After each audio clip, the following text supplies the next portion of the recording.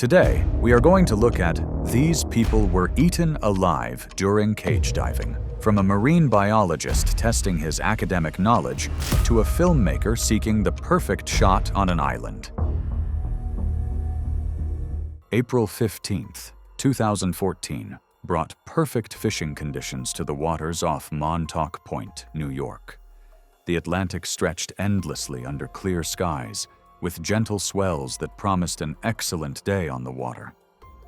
Captain Valentina Val Kowalski, 45, prepared her charter boat for what would become her final voyage. Valentina was an experienced charter captain with 18 years running fishing trips in these waters. As one of the few female charter captains on the East Coast, she had built a solid reputation and was known for never backing down from challenging conditions. That afternoon, she was running a bluefin tuna charter with 6 clients, all eager to land the fish of a lifetime.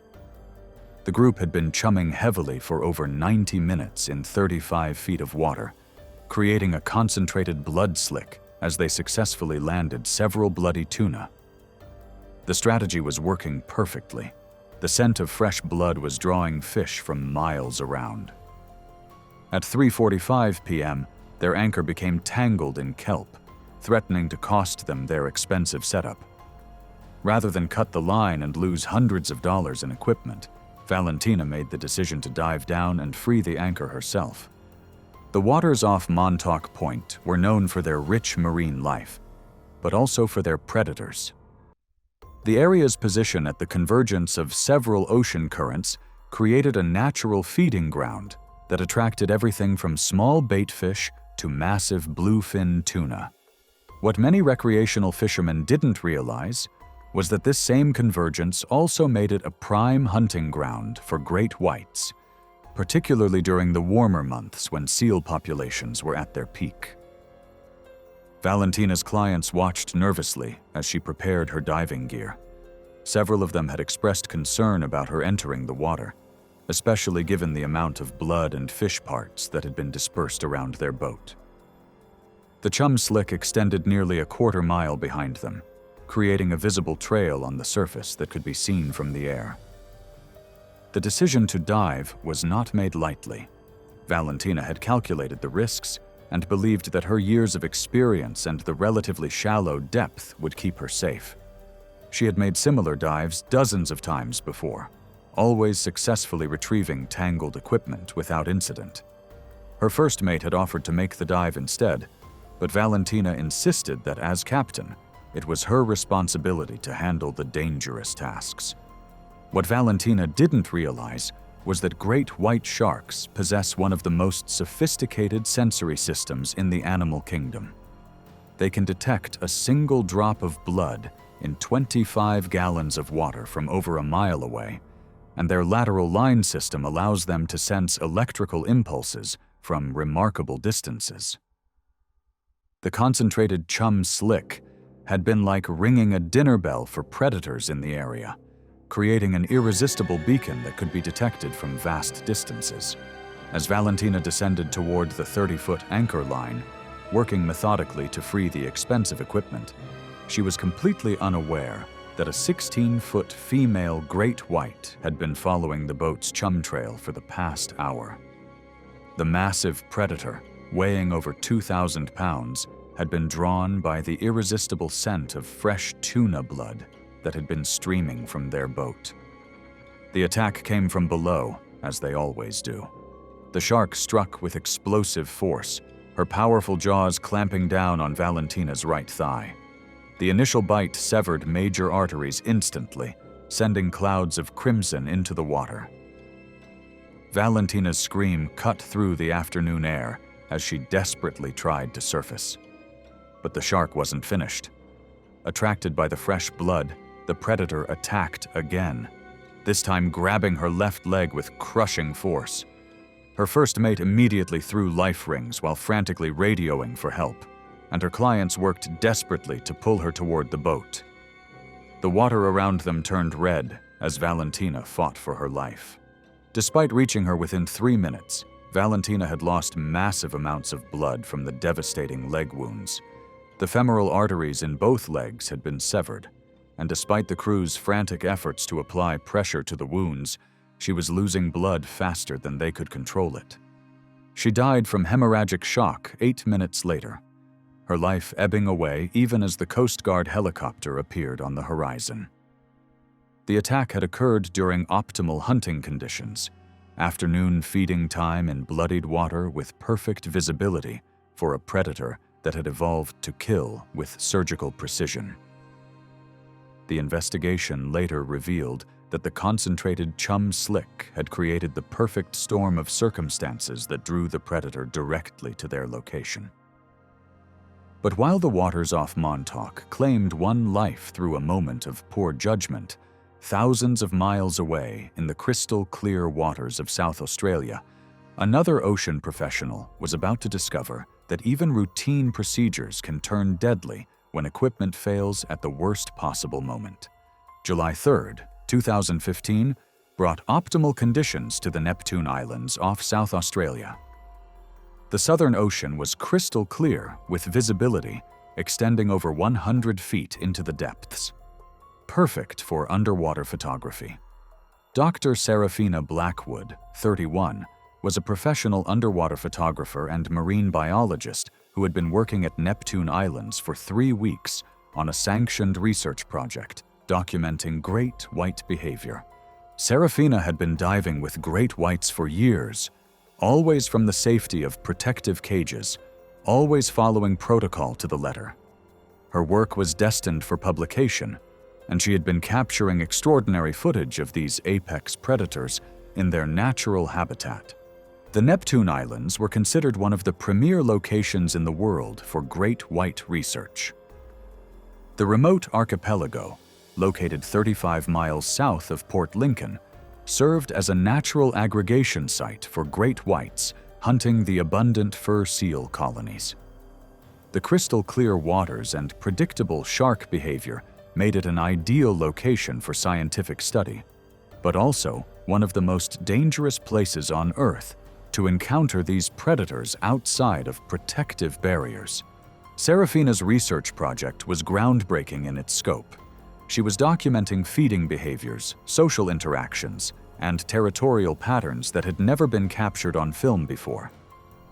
Her underwater photography skills were legendary in the marine biology community, and her images had already contributed to several major scientific publications. The equipment she used was state-of-the-art, worth more than most people's cars, and absolutely essential to her career. The research station at Neptune Islands operated under strict safety protocols developed over decades of shark research.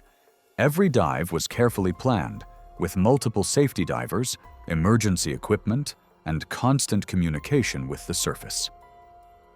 That morning, several large great whites had been circling the research area, drawn by the carefully controlled bait that researchers use to attract them for study. The sharks were displaying typical investigative behavior, approaching the cages with curiosity rather than aggression. It was exactly the kind of behavior Serafina needed to document, and she had been getting some of the best footage of her career. At 5:45 a.m., during optimal morning light conditions, Serafina was completing her final shots from inside the protective cage when disaster struck in the form of equipment failure.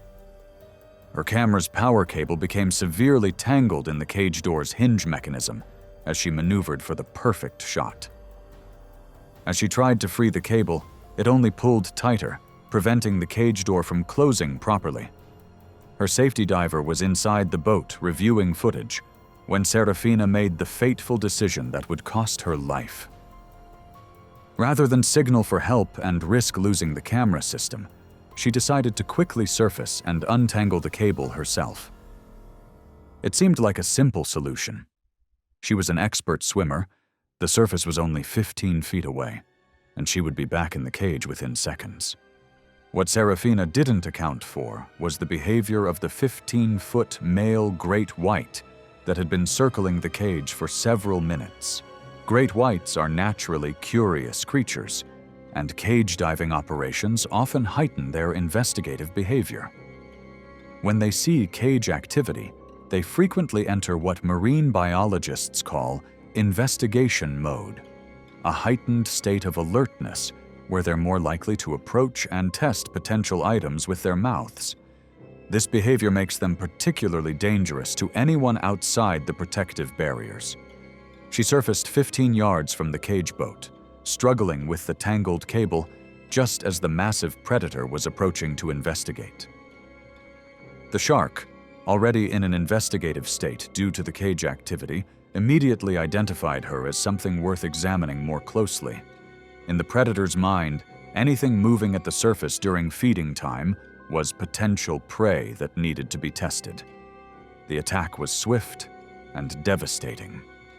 The great white's powerful jaws, capable of exerting over 4,000 pounds of pressure per square inch, clamped down on Serafina's torso in its initial strike.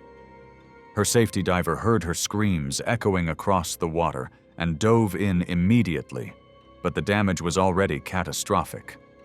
The shark had grabbed her chest and abdomen, its serrated teeth designed by millions of years of evolution to tear through flesh and bone with surgical precision. The boat crew threw flotation devices and initiated emergency procedures, reaching Serafina within 90 seconds. The expedition's marine medic immediately began first aid, working frantically to control the massive bleeding from her torso. However, she had sustained massive chest and abdominal injuries from the shark's powerful bite, with internal organs damaged beyond repair. Despite their best efforts and immediate medical attention, Serafina died from trauma and blood loss during the helicopter evacuation to Adelaide, 35 minutes after the attack. The investigation revealed that equipment failure had created the perfect storm of circumstances. An experienced professional forced to make a split-second decision that placed her in harm's way at the worst possible moment. While the clear waters of South Australia claimed one life through equipment failure, off the coast of California, a trained rescue swimmer's heroic instincts were about to lead him into an encounter with an even larger predator. September 22, 2016, dawned with unusual clarity off Pacifica, California. The Pacific Ocean sparkled under brilliant sunshine, with offshore winds creating the kind of glassy conditions that made the Northern California coast famous among surfers and fishermen alike. Lieutenant Ezekiel "Zeke" Hawthorne, 29, was enjoying a rare day off from his demanding duties as a Coast Guard rescue swimmer. Ezekiel was an elite Coast Guard rescue swimmer with 7 years of service, credited with saving 23 lives in some of the most dangerous conditions imaginable. He was on personal leave, fishing with 2 close friends 8 miles offshore, enjoying the rare luxury of being on the water without the weight of responsibility on his shoulders. The waters off Pacifica were known for their unpredictable conditions and abundant marine life. The area around Mavericks, famous for its massive winter swells, was also notorious for its great white shark population. Local surfers and fishermen had learned to respect these waters, understanding that the same conditions that created world-class waves also attracted some of the ocean's most dangerous predators. Ezekiel's friends had chosen this particular spot because it was far enough offshore to avoid the crowds, but close enough to shore to provide safety if conditions deteriorated. The weather forecast had been perfect, and they had launched early to take advantage of the calm sea. The rescue swimmer training that had made Ezekiel legendary in the Coast Guard was both a blessing and a curse. He had been conditioned to respond instantly to emergencies, to put the lives of others before his own safety, and to never hesitate when someone needed help. These instincts had saved dozens of lives over his career, but they also meant he could never truly turn off his sense of responsibility, even on his days off. His friends knew about his heroic reputation, and often joked that he couldn't help himself when it came to helping others. They had seen him stop to help stranded motorists, assist elderly people with their groceries, and volunteer for every dangerous mission that came up at his Coast Guard station. It was simply who he was, someone who couldn't ignore another person's distress. At 2:15 p.m., their peaceful afternoon was shattered when they spotted a capsized kayaker clinging desperately to his overturned boat about 200 yards away. The man was clearly exhausted, his arms barely able to maintain their grip on the slippery hull. Ezekiel's training kicked in immediately.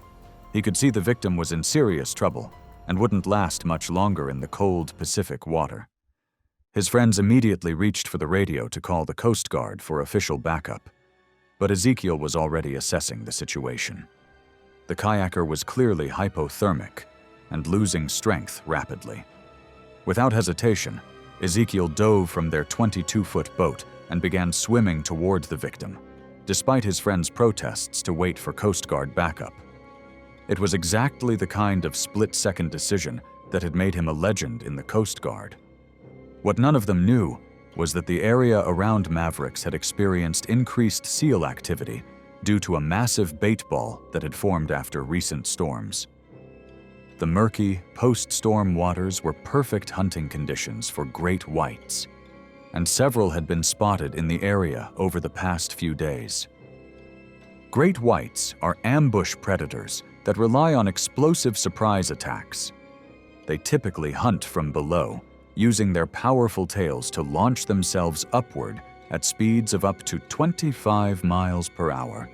As Ezekiel reached the exhausted kayaker and began towing him back toward the rescue boat, a 17-foot female great white, hunting in the murky waters, detected the electrical signatures of their beating hearts and the vibrations of their movement.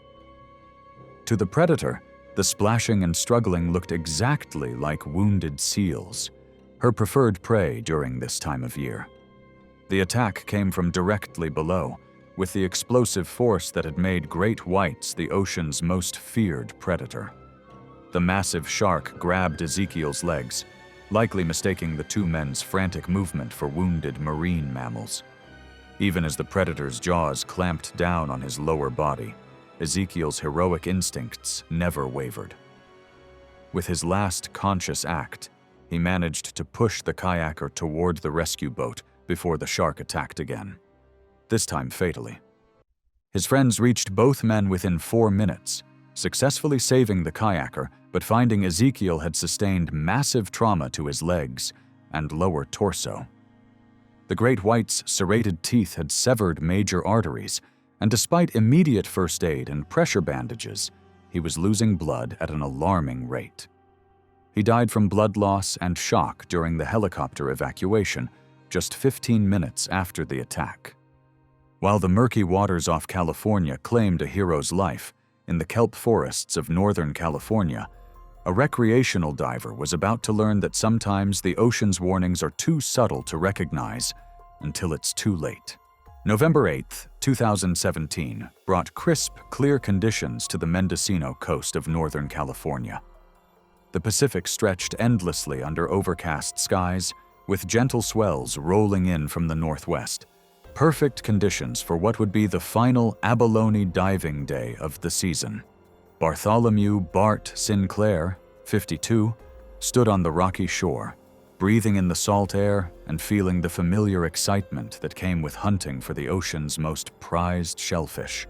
Bartholomew was an experienced recreational abalone diver with 15 years of freediving experience in these waters. His weathered wetsuit and well-worn diving gear told the story of countless successful hunts. For over a decade, he had been making the pilgrimage to these remote coves, freediving to depths of 25 feet in search of the red abalone that had become increasingly rare along the California coast. The Mendocino coast was legendary among abalone divers for its pristine waters and abundant shellfish populations.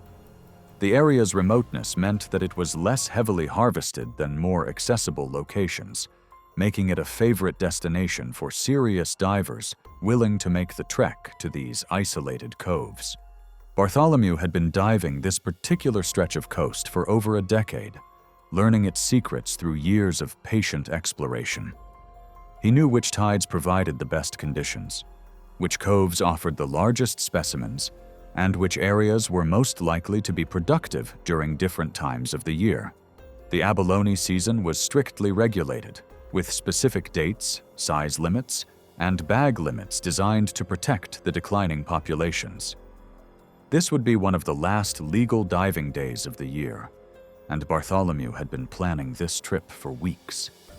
His regular diving partner was recovering from surgery, but Bartholomew couldn't resist making one final dive of the season alone.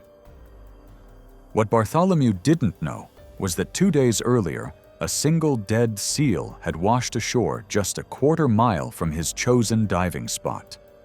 Local marine officials had attributed the death to natural causes, filing it away as routine marine mortality without conducting a thorough examination. But the seal hadn't died of natural causes.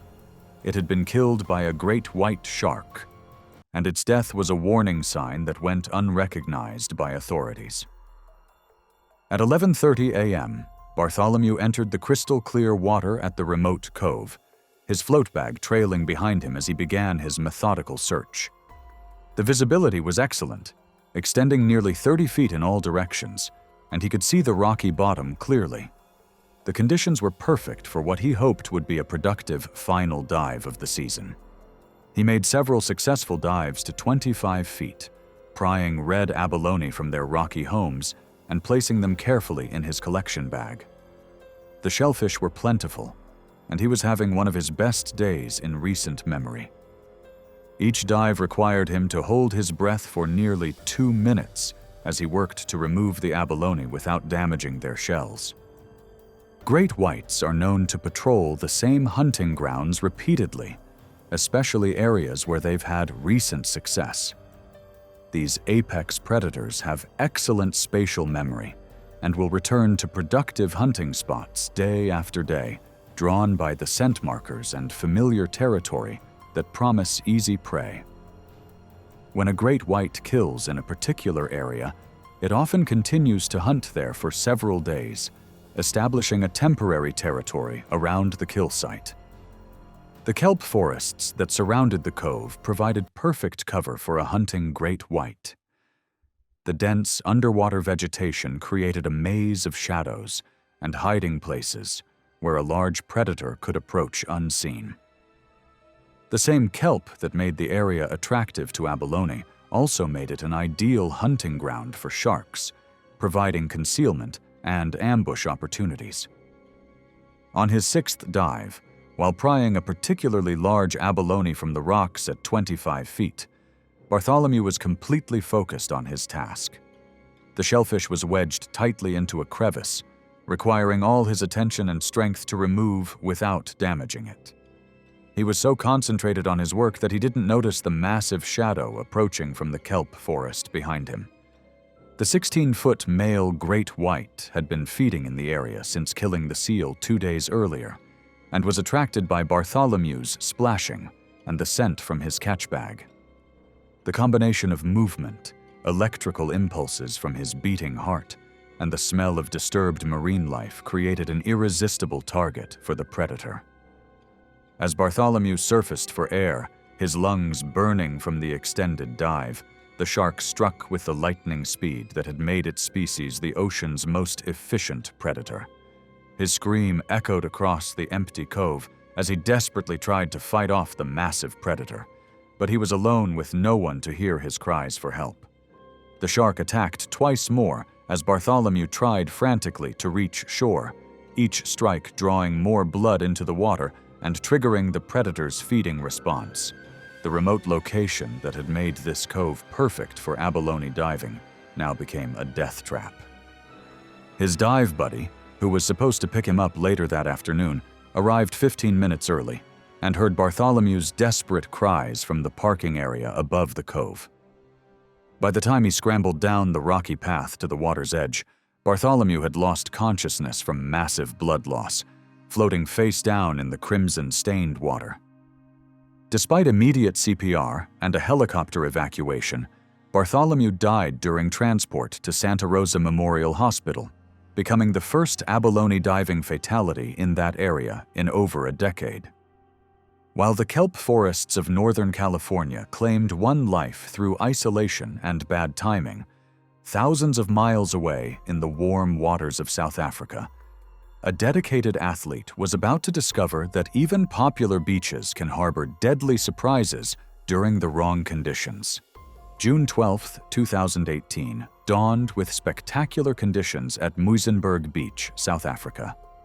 The Indian Ocean sparkled under a brilliant sunrise, with gentle offshore breezes creating the kind of perfect swimming conditions that had made this stretch of coastline famous among triathletes worldwide.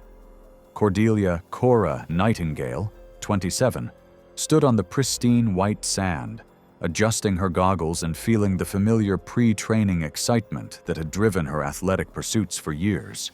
Cordelia was a dedicated amateur triathlete, training for her first Ironman competition.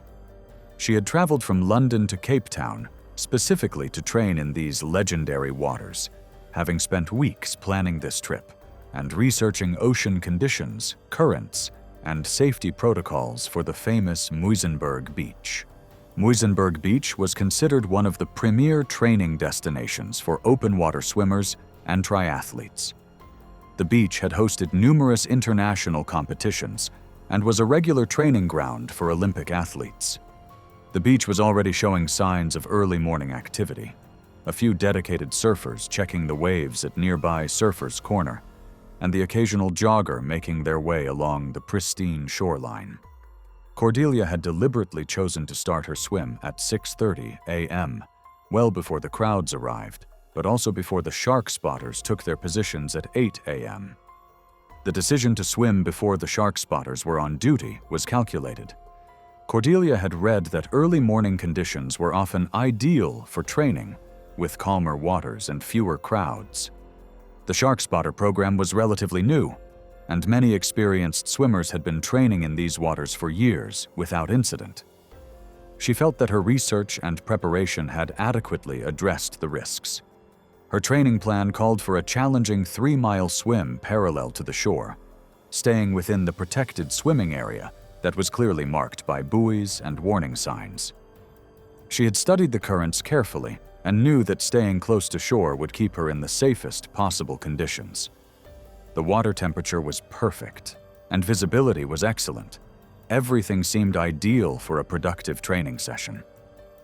What she hadn't accounted for were the strong offshore currents that had developed overnight, invisible from the surface, but powerful enough to pull even strong swimmers into deeper water. These currents were particularly deceptive because they operated below the surface, gradually drawing swimmers seaward without them realizing what was happening until it was too late. The currents around Muizenberg were influenced by a complex interaction of tides, wind patterns, and underwater topography. While generally predictable, they could change rapidly based on weather conditions and seasonal variations.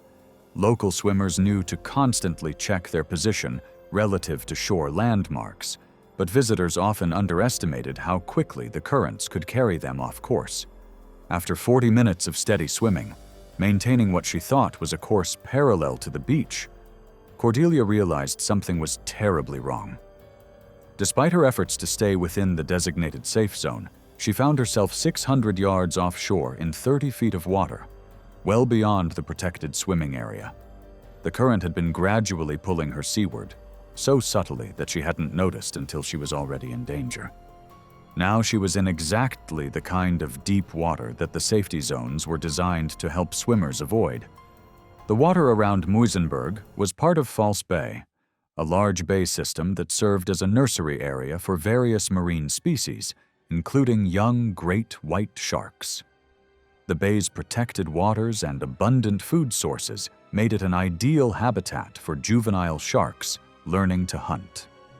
During certain times of the year, the concentration of young great whites in the bay could be quite high. What Cordelia didn't know was that juvenile great whites are actually more dangerous to humans than adults in many ways. While adult great whites typically avoid humans after an initial investigative bite, juveniles are less experienced at distinguishing between different types of prey. They're also more aggressive and persistent, lacking the learned caution that comes with age and experience. Young great whites are still developing their hunting skills and are more likely to make mistakes in prey identification, often attacking multiple times rather than retreating after an initial bite.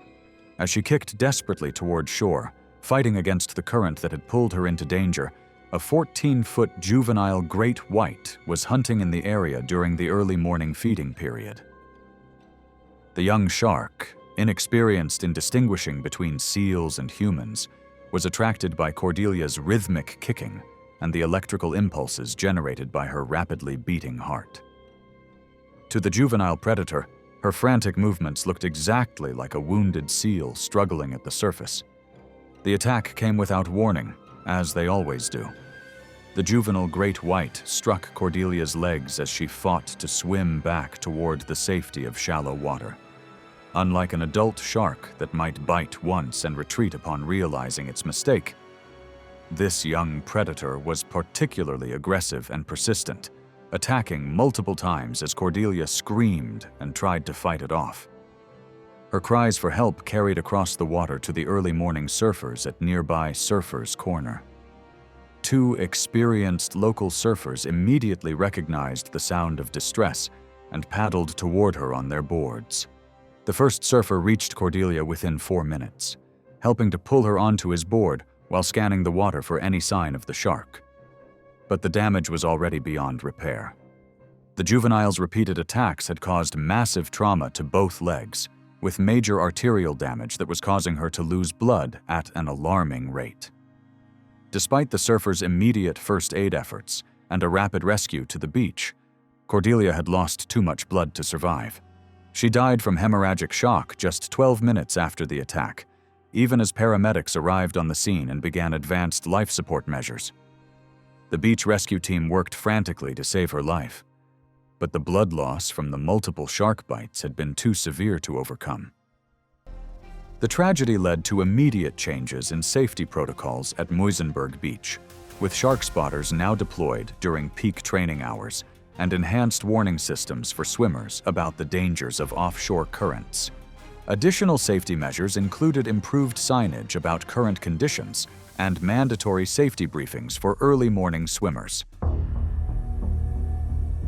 The morning of August 12, 2014, dawned with perfect beach conditions at Sand City Beach, California. Golden sunlight danced across the Pacific surface, and gentle offshore breezes created the kind of pristine waves that made families flock to the coastline. For the Walsh family, this was meant to be the perfect ending to their summer vacation, one last day of ocean fun before returning to their routine in Monterey. Emma Walsh, 7, and her little sister, Chloe, 5, were the kind of children who lived for the water. Both were confident swimmers who had spent the entire week mastering their boogie boarding skills at safer, more crowded beaches. Their father, Dr. Michael Walsh, was a marine biologist at the prestigious Monterey Bay Aquarium, making him intimately familiar with the local marine ecosystem, including the great white sharks that patrolled these waters. Their mother, Sarah, was an elementary school teacher who had carefully planned every detail of their vacation. The girls were inseparable, with Emma taking on the protective big sister role, while Chloe's infectious laughter could be heard echoing across any beach they visited. The family had spent the morning packing their beach gear one final time, the girls excitedly discussing their plans to catch the biggest wave ever on their last day. Dr. Walsh had checked the marine conditions report that morning, noting the presence of elephant seals in the area, but dismissing it as routine information. Emma's board was bright pink with purple stripes, while Chloe's was yellow with cartoon dolphins, gifts from their grandparents the previous Christmas. But on this fateful day, the family made a decision that would change their lives forever. Instead of returning to their usual crowded beach, they chose an isolated section of Sand City Beach during the late afternoon golden hour, precisely when great white sharks become most active in their hunt for prey. Dr. Walsh, despite his expertise, was focused on giving his daughters one last perfect beach experience and overlooked the warning signs. Elephant seals girls hauling out nearby, the isolated location, and the time of day when predators ruled the waters. At 5:20 p.m., as the sun began its descent toward the horizon, Emma and Chloe paddled their boogie boards 75 yards offshore into 12 feet of crystal-clear water. Their dark wetsuits and the silhouettes of their boards created the perfect illusion. From below, they looked exactly like young elephant seals, the preferred prey of the massive great white sharks that patrolled this coastline. The girls were laughing and calling to each other, completely unaware that they were being observed from the depths below. Great white sharks possess one of nature's most sophisticated sensory systems, capable of detecting a single drop of blood in 25 gallons of water and sensing the electrical impulses of a beating heart from over 100 yards away. When hunting, they rely primarily on vision and mistake identification, approaching potential prey from below where the silhouette against the surface light triggers their investigative response. Their hunting strategy is simple but effective: a single powerful bite to determine if the target is suitable prey, followed by retreat to allow the victim to weaken before returning to feed. A 14-foot great white, drawn by the nearby seal colony, approached from the depths with the silent efficiency that had made its species the ocean's apex predator for millions of years. The attack came without warning. The great white struck Emma first in a classic investigative bite, its massive jaws clamping down on her and her board with enough force to launch her small body through the air. Her terrified scream pierced the afternoon calm as she hit the water, blood immediately beginning to cloud the pristine blue around her. The shark, following its instinctual behavior, immediately released Emma and retreated to assess whether she was suitable prey. But the damage was already done. The single bite had caused massive trauma to her torso and leg. Chloe, only 20 feet away, heard her sister's cry and began paddling frantically toward her, her movement and Emma's blood in the water maintaining the shark's interest in the area. Dr. Walsh, who had been watching proudly from shore 200 yards away, immediately dove into the surf and began swimming toward his daughters with desperate strokes. Sarah screamed from the beach, alerting other beachgoers to the emergency unfolding in the water. Nearby surfers, alerted by the screams and commotion, paddled toward the scene as fast as they could. The great white, now confused by the multiple targets and increased activity, made a second investigative approach toward Chloe before ultimately departing the area. Typical behavior when great whites determine their targets aren't seals. The rescue that followed was heroic and swift. Surfers reached the girls within 3 minutes, immediately pulling them from the water and applying pressure to their wounds while calling for emergency assistance. Emma, who had sustained the more severe injuries from the direct bite, was airlifted to a trauma center where she underwent multiple surgeries. Despite the medical team's best efforts, she succumbed to her injuries after 2 days in intensive care. Chloe survived with severe lacerations to her leg and arm, requiring months of physical therapy but making a full recovery. The tragedy sent shockwaves through the marine biology community, with Dr. Walsh struggling to reconcile his scientific understanding of shark behavior with the personal devastation of losing his daughter. The family eventually became advocates for shark conservation and beach safety education, understanding that the great white had simply been following its natural instincts. But while this family learned the hard way about the ocean's apex predators, another encounter was about to unfold in the pre-dawn darkness, where a young surfer would face the ultimate test of survival against nature's perfect killing machine.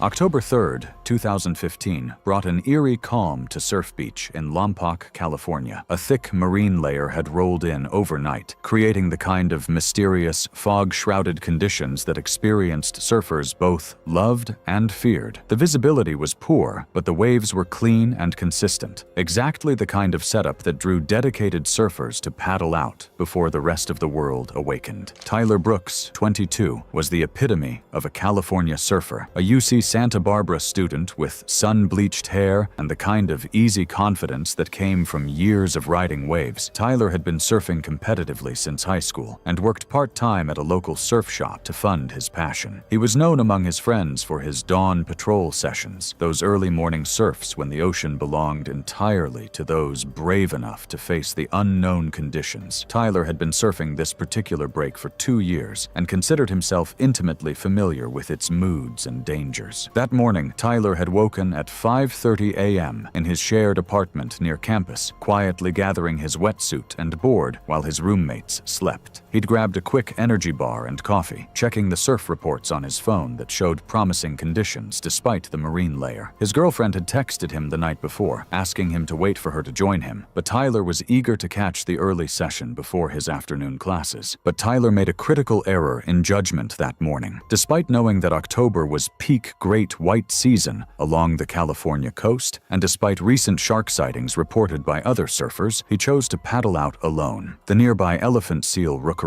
just 300 yards south of his position, was in the middle of pupping season, a time when massive great whites patrolled the area like underwater sentinels, hunting for the protein-rich seals that represented their preferred prey. At 6:45 a.m., as the first pale light began to penetrate the marine layer, Tyler paddled through the murky water to his favorite spot 100 yards offshore. The poor visibility meant he could barely see 10 feet in any direction, but he knew the break well enough to navigate by feel and sound. He sat on his board in the lineup, waiting for the next set of waves, completely unaware that he was being observed from below by one of the ocean's most efficient predators. Great white sharks are ambush predators that rely heavily on the element of surprise, typically attacking from directly below at speeds of up to 25 miles per hour. Their attacks are so explosive that they can launch their entire 2-ton body completely out of the water. A 15-foot great white shark, drawn to the area by the nearby elephant seal colony, had been patrolling these waters since before dawn. To the shark's ancient sensory system, Tyler's silhouette against the dim morning light looked exactly like a young elephant seal, the perfect target for an investigative strike. The attack was swift and powerful. The great white struck from directly below with explosive force, its jaws clamping down on Tyler's leg in a single, crushing bite. The impact lifted Tyler partially out of the water before the shark immediately released him and retreated. Classic great white behavior when the predator realizes its target isn't a seal. Tyler managed one agonized scream that echoed across the foggy coastline as he found himself in the water with a severely damaged leg, his surfboard floating nearby in pieces. A jogger on the beach, barely visible through the marine layer, heard Tyler's cry and immediately called 911. Despite the poor visibility, Tyler's survival instincts kicked in. Using his remaining strength and his damaged surfboard as flotation, he began swimming toward shore, leaving a trail of blood that could have attracted the shark back. Fortunately, the great white had already departed the area, following typical post-attack behavior. Tyler's competitive swimming background proved crucial in those terrifying minutes as he fought to stay conscious and keep moving toward shore. He used techniques from his water safety training, controlling his breathing and conserving energy while applying pressure to his wounded leg. The cold water actually helped slow his blood loss, though hypothermia was becoming a serious concern. Coast Guard rescue swimmers reached Tyler within 15 minutes, finding him conscious but in severe shock from blood loss. The single bite had caused massive damage to his leg, severing major arteries and crushing bone. But quick medical response and Tyler's own determination kept him alive during the critical first hour. He was airlifted to a trauma center where surgeons worked for 8 hours to save his leg and his life. Tyler survived the attack, but required multiple surgeries and months of rehabilitation. He eventually returned to surfing, though never again alone, and always with increased respect for the ocean's apex predators. His experience highlighted the extreme danger of solo surfing during peak great white season. However, while Tyler's story had a positive outcome, another waterman was about to discover that creating a blood trail in predator-rich waters could lead to an encounter with an even more aggressive species of shark. May 18,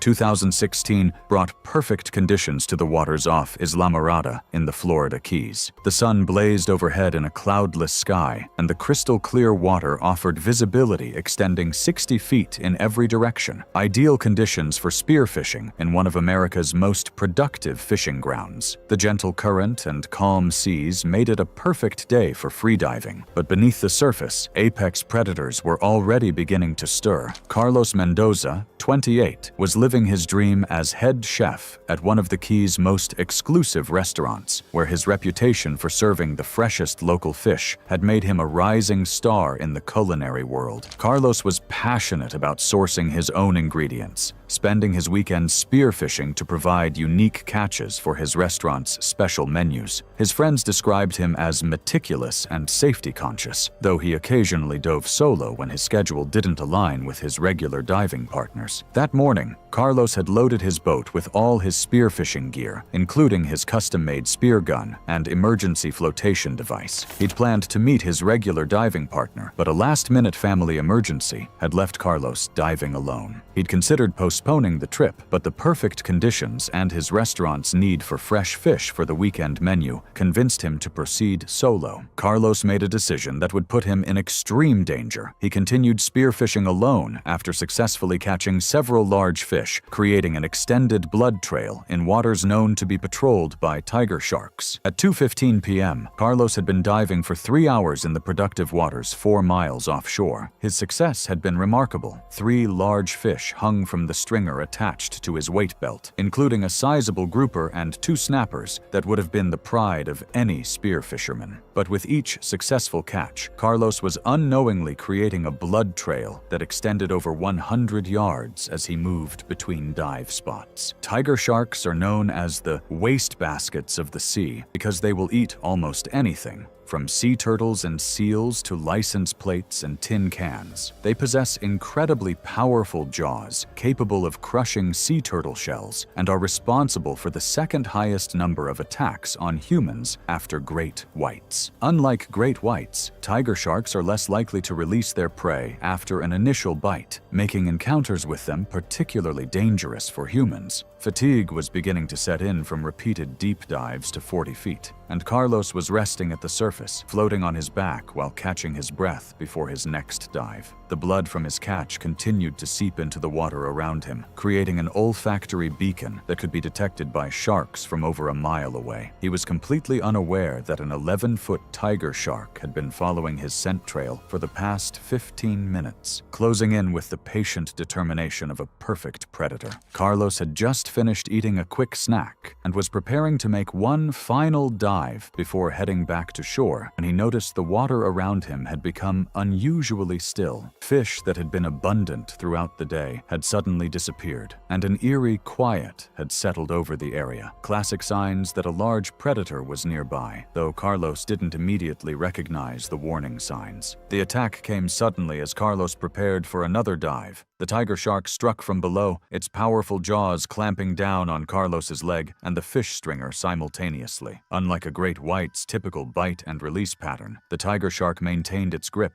thrashing violently as it tried to secure what it perceived as a large, struggling prey item. Carlos fought desperately, using his spear gun to strike the shark's head while trying to free himself from its jaws. The tiger shark's grip was powerful, but after nearly 30 seconds of struggle, it released Carlos and focused on the fish stringer, which it quickly consumed. Carlos, severely injured but conscious, managed to inflate his emergency flotation device and activate his distress beacon. His dive buddy, who had been fishing from their boat 300 yards away, heard the commotion and immediately started the engine, racing toward Carlos's location. He reached the scene within 2 minutes, finding Carlos conscious but bleeding heavily from deep lacerations to his leg and torso. The tiger shark had departed with its meal, following typical behavior after securing food. Emergency medical response was immediate, with Coast Guard helicopters airlifting Carlos to a trauma center within 45 minutes of the attack. He survived after multiple surgeries and months of recovery, though he never returned to solo spearfishing. However, while Carlos learned to respect the ocean's predators through painful experience, another victim was about to discover that even military training couldn't protect against the ocean's most unpredictable predator. July 9,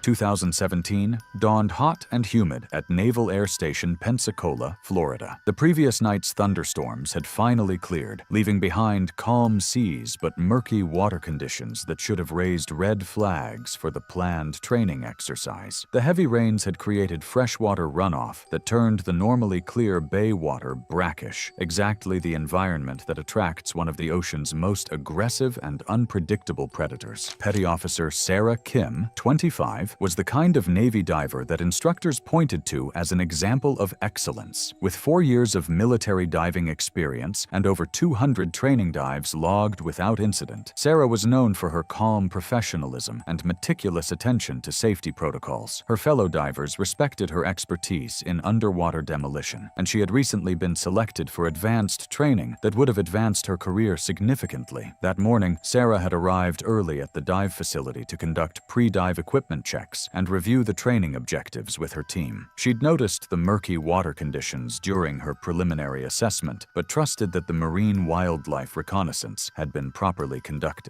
The training exercise was part of a critical certification program, and postponement would have meant weeks of rescheduling for the entire team. The Navy training exercise proceeded despite conditions that, in hindsight, should have triggered additional safety protocols. While marine wildlife reconnaissance was conducted, the recent storm conditions and brackish water created an environment that was particularly attractive to bull sharks, aggressive predators that had likely moved into the bay following the freshwater inflow and abundant bait fish stirred up by the storms. At 10:30 a.m., during what should have been a routine underwater navigation exercise, Sarah found herself separated from her dive partner in 15 feet of murky water. The storm runoff had reduced visibility to less than 8 feet, making it challenging but not impossible to maintain visual contact with her teammate. Following standard protocol, Sarah surfaced to regroup and signal her position, but she found herself 100 yards from the training boat in water that had been transformed by the freshwater inflow. Sarah had been executing a complex underwater demolition simulation when the separation occurred. Her dive partner had been investigating a training target on the opposite side of a submerged structure when the current shifted, carrying Sarah further from their planned route. She'd attempted to signal underwater using standard hand signals, but the murky conditions made visual communication impossible beyond a few feet. Bull sharks are unique among shark species because they can tolerate both fresh and salt water, allowing them to venture far up rivers and into bays where other sharks cannot survive. They are responsible for more attacks on humans than any shark species except great whites, and their aggressive territorial nature makes them particularly dangerous in shallow, murky water. A 9-foot bull shark, drawn into the bay by the freshwater flow and the abundance of bait fish stirred up by the storm, had been patrolling the area since dawn. When Sarah surfaced, her movements and the electrical impulses from her equipment immediately attracted the predator's attention. Bull sharks are known for their aggressive investigative behavior, especially in brackish water, where they feel most comfortable. The attack was swift, but followed the typical bull shark pattern of a single powerful bite. The shark struck Sarah at the surface, its jaws clamping down on her torso before immediately releasing her. Investigative behavior similar to great whites, but with the bull shark's characteristic aggression. Sarah's emergency beacon activated automatically as she fought to stay conscious, her military training helping her remain calm despite the severe trauma. Sarah's years of military conditioning proved crucial in those first critical moments. Despite the shock and pain, she managed to maintain her position at the surface and control her breathing, preventing panic that could have worsened her situation. She used her emergency whistle to signal distress while applying pressure to her wounds with techniques learned in combat first aid training. Her dive partner surfaced 45 seconds later and immediately called for emergency extraction while applying direct pressure to Sarah's wounds. The support boat reached her location within 3 minutes, and the dive team's immediate first aid response was textbook perfect. Sarah remained conscious throughout the rescue, her military conditioning helping her survive the initial trauma and blood loss. Emergency medical response was rapid and professional. Sarah was airlifted to the Naval Hospital within 20 minutes, where trauma surgeons worked for 6 hours to repair the damage from the bull shark's bite. She survived the attack, but required multiple surgeries and extensive rehabilitation. After 18 months of recovery, she returned to limited duty, eventually becoming an instructor in dive safety protocols. The incident led to immediate changes in Navy diving protocols, including enhanced marine life surveys before all training exercises in coastal waters and mandatory buddy system enforcement in low visibility conditions. Sarah's survival highlighted both the importance of proper emergency response and the unpredictable nature of bull shark encounters in brackish water. But while Sarah's military training and quick medical response saved her life, another victim was about to discover that sometimes the greatest danger comes not from wild predators, but from our own overconfidence. September 14th, 2018 brought perfect conditions to the Neptune Islands off South Australia. Crystal clear water, calm seas, and the kind kind of visibility that made cage diving operators smile with anticipation. The Southern Ocean stretched endlessly in every direction, its deep blue surface hiding one of the world's most concentrated populations of great white sharks. For tourists seeking the ultimate adrenaline rush, there was no better place on Earth to come face to face with the ocean's apex predator. Jennifer Park, 31, was living out her bucket list dreams during a solo vacation to Australia. A successful marketing executive from Los Angeles, Jennifer had worked tirelessly for years to afford this once-in-a-lifetime trip, and cage diving with great whites represented the pinnacle of adventure tourism for her. She was a certified scuba diver with 30 logged dives, mostly in the tropical waters of the Caribbean and Hawaii. But she had never encountered anything more dangerous than a reef shark. Jennifer had spent the previous evening at the dive operator's briefing session, watching videos of previous cage diving expeditions and learning about great white behavior. She'd been fascinated by the footage of massive sharks gliding past the protective cages, their powerful forms moving with surprising grace through the water. The dive operator had emphasized safety protocols repeatedly, but Jennifer was focused more on the excitement than the warnings. The cage diving operation was professional and safety-focused, with multiple backup systems and experienced dive masters. Jennifer had undergone thorough safety briefings and was equipped with proper emergency signaling devices. The cage itself was a robust steel structure designed to keep tourists safe while allowing close observation of great whites with multiple exit points and constant surface support. At 11:45 a.m., during what had started as a routine cage diving session, the ocean around the Neptune Islands suddenly became a theater of primal power. A massive 16-foot great white shark, larger than any the crew had seen that season, approached the cage with the confident curiosity typical of dominant predators. The shark began displaying classic investigative behavior, circling the cage and occasionally bumping it with its snout, normal behavior that tourists paid thousands of dollars to witness. Great white sharks are naturally curious predators that investigate unfamiliar objects in their territory through physical contact, using their snouts and mouths to gather information about potential threats or prey. They have no hands to explore with, so they use their most sensitive organ, their mouth, to investigate. This behavior, while appearing aggressive to humans, is simply how great whites explore their environment and determine whether something poses a threat or opportunity. Their investigative nature has been documented countless times, with most encounters ending peacefully once the shark determines the object is neither food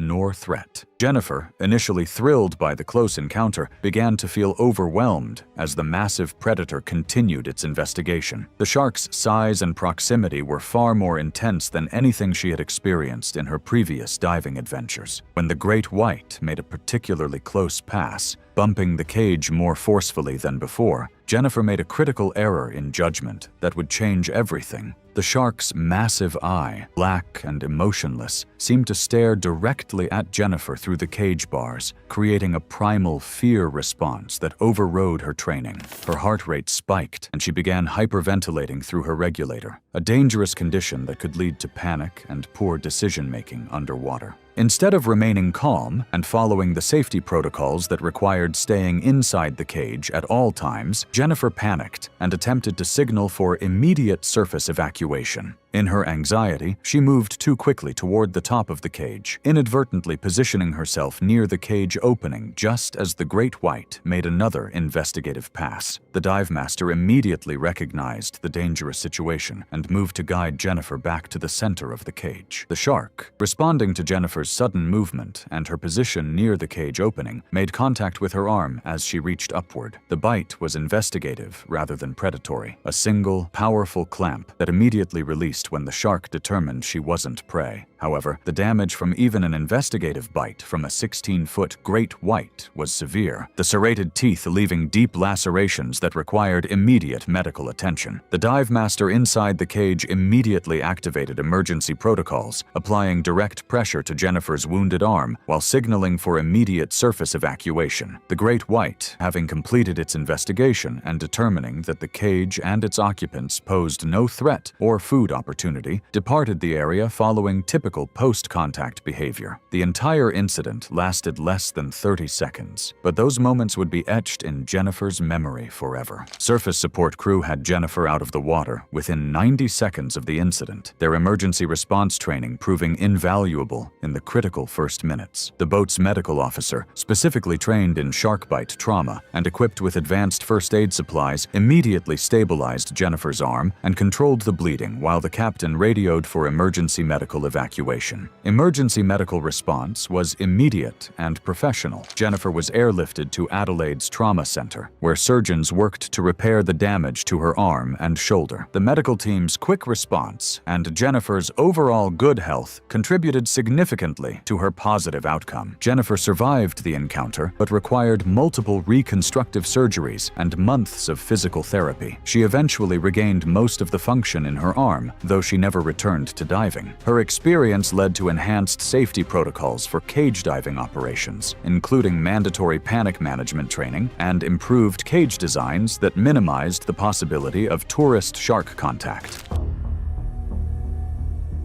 The morning of April 14th, 2014 dawned with perfect conditions at southeast Farallon Island, California. The Pacific Ocean stretched endlessly under a brilliant blue sky, with crystal-clear visibility that marine researchers dream of. The water temperature held steady at 58 degrees Fahrenheit, ideal for the California sea lions that called these rocky outcroppings home. Emma Rodriguez, 24, couldn't have asked for better conditions for her thesis research dive. The UC Santa Barbara graduate student had been awake since 4:30 a.m., her excitement barely contained as she prepared her equipment on the research vessel. Emma was intensely passionate about marine biology, methodical in her research, and fearless when it came to underwater exploration. She had completed her scientific diving certification 18 months earlier and had already logged 89 research dives, mostly in the familiar waters of Monterey Bay. Working under Dr. Patricia Chen's lab, Emma was conducting her third dive at the Farallons, focusing on California sea lion foraging behavior for her master's thesis. The Farallon Islands, located 27 miles west of San Francisco, were known as the Galapagos of California for their incredible biodiversity. What made these waters so rich in marine life also made them incredibly dangerous. The Farallons sit directly in the path of the California Current, creating an explosion of marine life that attracts the ocean's most feared predator. Massive colonies of seals and sea lions, over 100,000 individuals during peak season, hauled out on the rocky shores. Great white sharks patrol these waters with evolutionary perfection honed over 400 million years. These apex predators can grow up to 20 feet in length and weigh over 5,000 pounds. Their torpedo-shaped bodies capable of explosive bursts of speed reaching 25 miles per hour. Their most terrifying feature is their mouth, lined with up to 300 serrated triangular teeth that continuously regenerate throughout their lifetime. At 6:45 a.m., Emma made her fatal mistake. She descended to 25 feet, positioning herself directly above a seal haul-out ledge during peak predation hours, the ring of death that occurs between 6 and 8 a.m. when seals return from overnight foraging trips, exhausted and vulnerable. Wearing her standard black wetsuit and carrying a bright yellow data slate, Emma remained perfectly still 15 feet above the seal colony, methodically counting and photographing the animals. What Emma didn't know was that an 18-foot female great white had been patrolling these waters since dawn. This massive predator, weighing approximately 4,500 pounds, had already made 2 unsuccessful attacks on seals and was in an aggressive hunting state. Female great whites are typically larger than males and more aggressive, especially during feeding periods. Great whites possess extraordinary sensory capabilities that make them perfect killing machines. They can detect a single drop of blood in 25 gallons of water from up to 3 miles away. Emma's silhouette against the surface, combined with her black wetsuit and methodical movements, perfectly mimicked a resting seal. Her yellow data slate, flashing in the sunlight, may have resembled the pale belly of an injured seal. The attack came with devastating precision. The shark approached from the deep channel below, accelerating to its maximum speed of 25 miles per hour in the last 20 feet. The attack was so violent that the shark's momentum carried both predator and prey several feet above the surface in an explosion of white water. The massive jaws, measuring 18 inches across, delivered the initial bite to Emma's torso with the full force of 1,800 psi. The serrated teeth, each up to 2.5 inches long, sliced through her wetsuit, flesh and bone with surgical precision. Her dive partner, working 150 feet away, heard the distinctive surface disturbance and saw the explosive white water that marked a great white attack. The research vessel crew activated emergency protocols immediately, but Emma had sustained catastrophic damage to major organs and arteries. The great white's bite had crushed ribs, punctured lungs, and severed major blood vessels. She was recovered in just 4 minutes, but the massive internal bleeding and shock had already begun shutting down her vital systems. Emma died before the Coast Guard helicopter could reach the mainland. Her promising career in marine science cut tragically short during peak predation hours in the world's most active great white hunting ground. While the crystal-clear waters of California claimed one life in their deadly embrace, hundreds of miles south, another diver would soon discover that changing ocean conditions can bring unexpected predators into familiar waters. September 22, 2015, brought unusual conditions to Bodega Bay, California.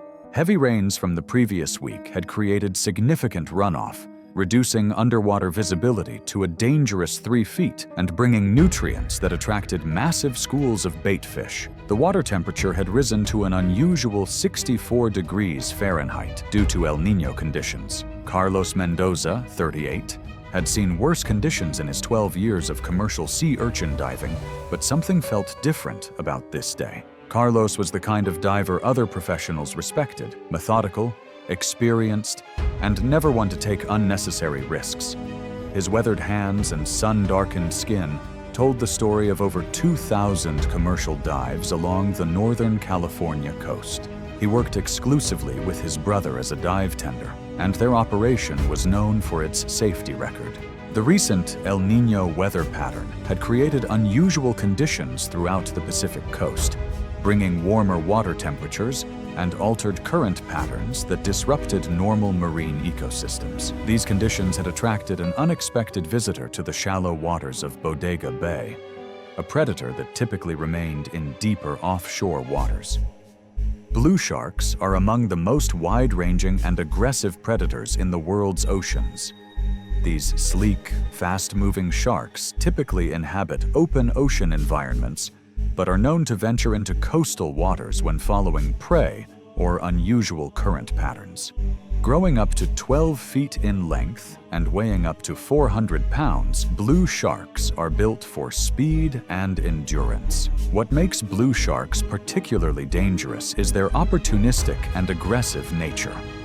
Unlike many shark species that are cautious around unfamiliar objects, blue sharks are bold investigators that will attack almost anything that moves. That afternoon, Carlos was completing his final dive of the day, working at 45 feet depth to harvest red sea urchins from the rocky bottom near the Russian River mouth. The recent storms had stirred up the bottom sediment, creating murky conditions that reduced visibility to almost zero. Following strict commercial diving protocols, he began his ascent at 1:30 p.m., stopping at 15 feet for his mandatory 3-minute safety stop. The 10-foot blue shark had been patrolling these waters for several days, following the unusual warm water intrusion that had brought it far from its normal open ocean habitat. The murky conditions didn't hinder this predator, which relied heavily on its other senses to locate prey. The shark had been feeding on the abundant bait fish in the area, but the presence of a large moving object in its territory triggered its investigative response. As Carlos reached for his surface marker buoy during his safety stop, the movement attracted the blue shark's attention through the murky water. The shark's lateral line system detected the water displacement, while its ampullae of Lorenzini sensed the electrical field generated by his beating heart. Carlos caught a glimpse of movement in his peripheral vision but couldn't identify the source in the murky conditions. The attack came suddenly and with devastating force. The blue shark grabbed Carlos's right leg just above the knee, its powerful jaws clamping down with 1,000 pounds per square inch of pressure. The sharp, triangular teeth sliced through his wetsuit and deep into muscle and bone. Blue sharks are known for their tenacious grip and thrashing behavior, designed to subdue large prey in the open ocean. Carlos immediately activated his emergency whistle and fought back with his urchin rake, striking at the shark's head and snout. But blue sharks are persistent attackers that rarely retreat once they commit to an assault. The thrashing continued for nearly 90 seconds as the shark attempted to subdue its prey. The shark's serrated teeth sawed through Carlos's femoral artery, sending clouds of blood into the murky water. The scent of blood triggered an even more aggressive response from the blue shark, which began to roll and twist in an attempt to tear away larger pieces of flesh. Carlos managed to drive his dive knife deep into the shark's gill area, finally forcing it to release its grip and retreat into the murky water.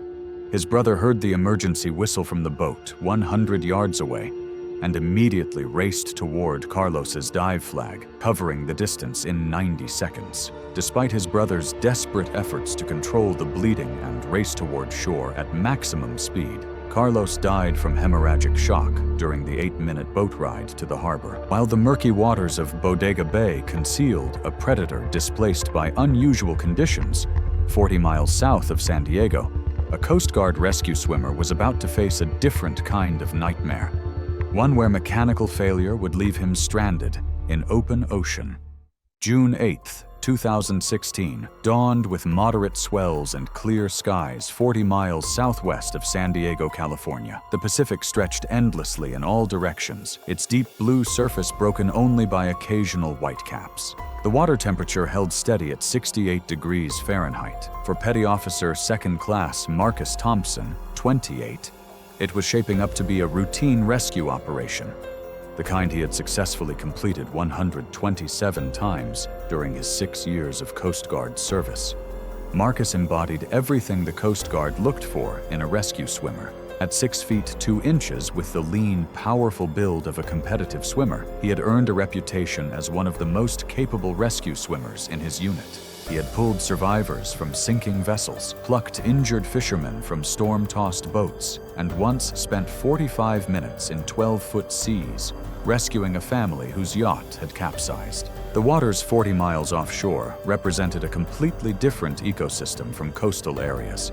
This was the domain of pelagic species, creatures adapted to life in the open ocean, where the nearest land might be hundreds of miles away. Here, apex predators ruled with absolute authority over vast territories of blue water. At 2:15 p.m., Marcus was lowered from an HH-60 Jayhawk helicopter to assist 3 fishermen whose vessel was taking on water rapidly. The fishing boat had been chumming for yellowfin tuna earlier in the day, creating a slick of blood and fish parts that extended for nearly a mile. As Marcus reached the water, in his bright orange survival suit, disaster struck. The helicopter's hoist mechanism failed catastrophically, stranding him in the open ocean, while the aircraft was forced to return to base for emergency repairs. What Marcus didn't know was that the chum slick had attracted several oceanic white-tip sharks to the area. These open ocean predators are considered by many marine biologists to be the most dangerous sharks in the world when it comes to open water encounters. Unlike coastal species that have abundant food sources, oceanic white-tips patrol vast areas of nutrient-poor open ocean, making them incredibly opportunistic and aggressive when they encounter potential prey. Oceanic white-tip sharks are perfectly adapted for life in the open ocean. They typically grow to 10 to 11 feet in length and can weigh up to 170 pounds, with a distinctive stocky build and rounded fins tipped with white markings that give them their name. What makes oceanic whitetips particularly terrifying is their feeding behavior. Unlike coastal sharks that might investigate and retreat, oceanic whitetips are persistent attackers that will continue their assault until their prey is completely consumed. They are known to follow ships for days, waiting for any opportunity to feed. During World War II, they were responsible for more human fatalities than any other shark species. A 10-foot male had been following the chum slick for hours, drawn by the scent of blood and fish oils. When Marcus entered the water, the shark immediately detected his presence through multiple sensory channels. Marcus treaded water in his survival suit, following his training to remain calm and avoid sudden movements. But in the open ocean, there was nowhere to hide. He was completely exposed in thousands of feet of blue water, his bright orange suit making him highly visible to any predator in the area. The shark approached Marcus with the bold confidence typical of its species. Unlike coastal sharks that might circle warily, the oceanic whitetip came directly toward him.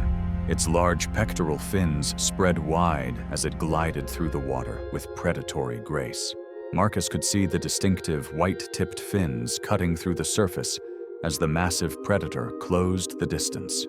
For 20 agonizing minutes, the shark circled Marcus, making increasingly close passes while he tried to remain calm. Each pass brought the predator closer, its small, dark eyes fixed on him with unmistakable intent. When Marcus attempted to deploy his emergency shark repellent device, the cartridge malfunctioned, leaving him completely defenseless. The shark's investigation phase ended abruptly when it detected Marcus's increasing stress levels through his elevated heart rate and rapid breathing. The oceanic whitetip struck with bold aggression, grabbing Marcus's leg with devastating force. Its powerful jaws clamped down with approximately 1,000 psi of pressure, the serrated teeth slicing through his survival suit and deep into muscle and bone. Marcus used his rescue knife to defend himself, striking at the shark's snout and gills in a desperate attempt to force it to release its grip.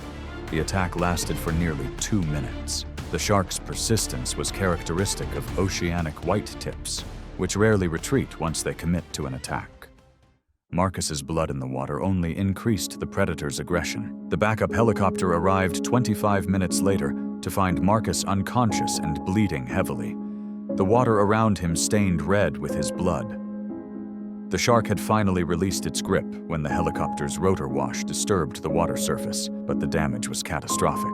Despite immediate medical attention during the flight to shore, Marcus died from massive blood loss and shock before reaching the hospital. His death led to mandatory backup shark deterrent systems for all Coast Guard rescue swimmers. While the open ocean claimed a hero's life in broad daylight, in the warm, clear waters of the Florida Keys, a world-class freediver was about to discover that even the most experienced ocean athletes can fall victim to the sea's most opportunistic and unpredictable predators.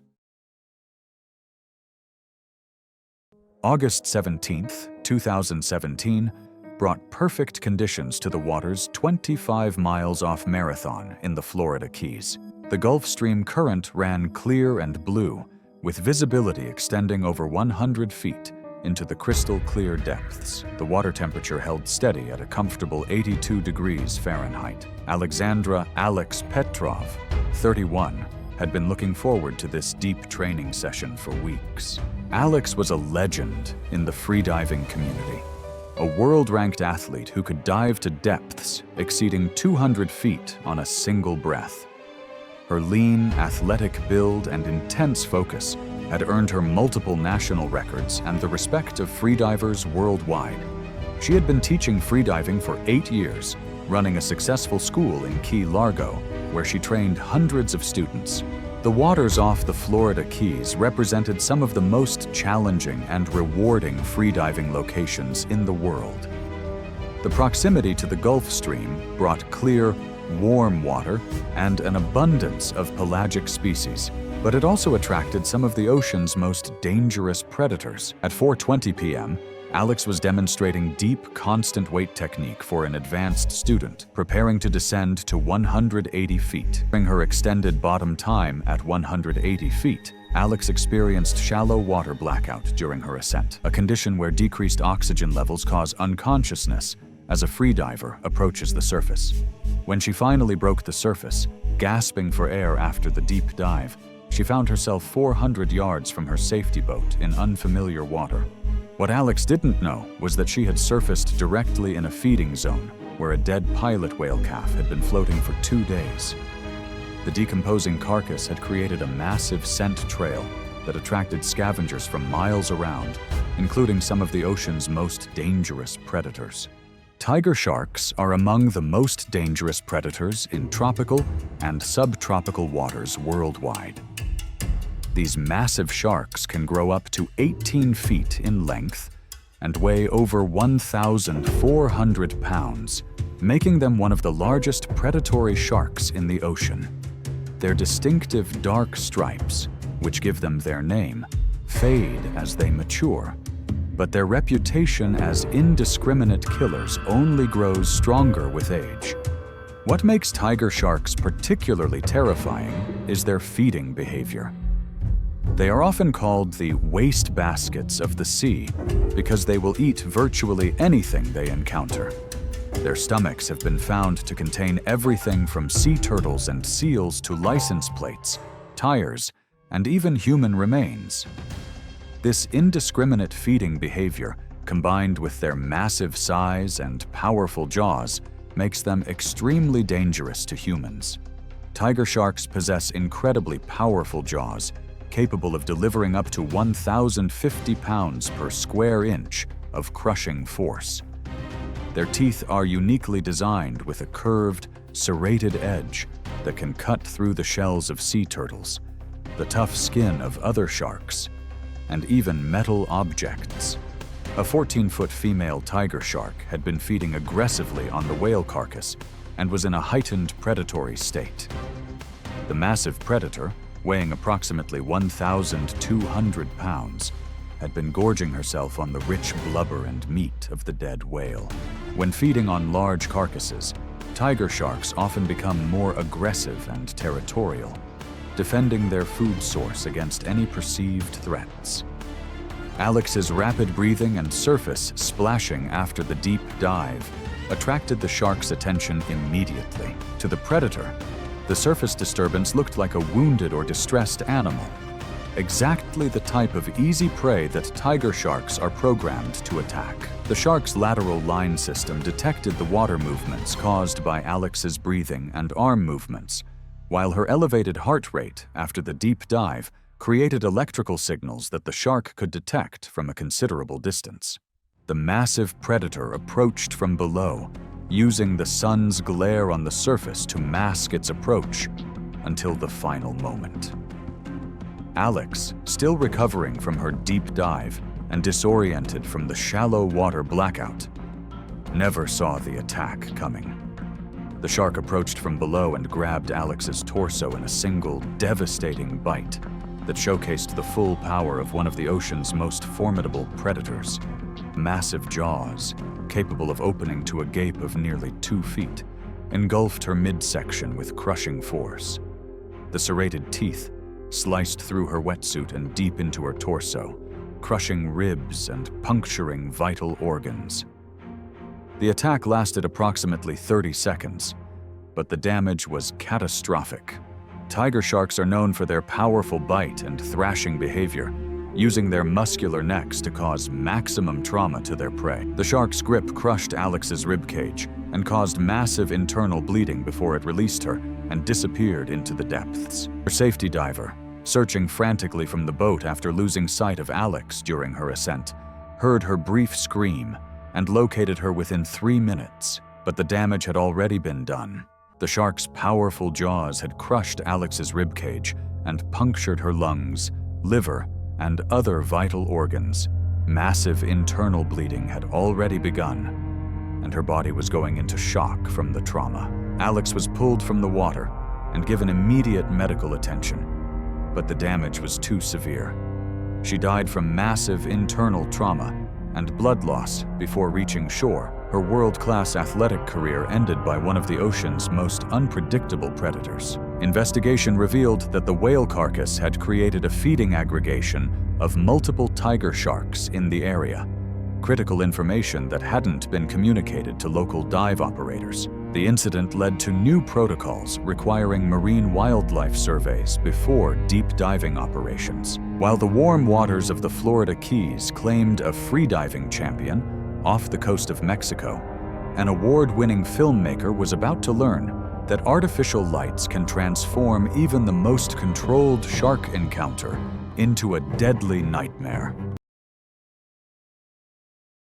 October 3, 2018 brought crystal-clear conditions to the waters surrounding Isla Guadalupe, Mexico. The remote island, located 150 miles off the Baja California coast, offered some of the clearest water and most predictable great white shark encounters on the planet. Visibility extended over 150 feet in the deep blue water, and the water temperature held steady at 70 degrees Fahrenheit. David Chen, 33, had been looking forward to this night shoot for months, knowing that documenting nocturnal great white behavior could revolutionize understanding of these apex predators. David was an award-winning underwater cinematographer whose work had appeared in National Geographic documentaries and major motion pictures. His passion for shark behavior had led him to specialize in great white footage, and he had spent 5 years filming at Guadalupe Island without incident. He had thousands of hours of great white footage and worked exclusively with the most established and safety-conscious operators in the business. Isla Guadalupe had become the premier destination for great white shark encounters due to its unique geography and marine ecosystem. This topography, combined with abundant seal colonies and nutrient-rich currents, creates perfect conditions for great white sharks. Waters around Guadalupe host one of the largest concentrations of great whites in the world. The great white sharks of Guadalupe are among the largest and most impressive specimens of their species.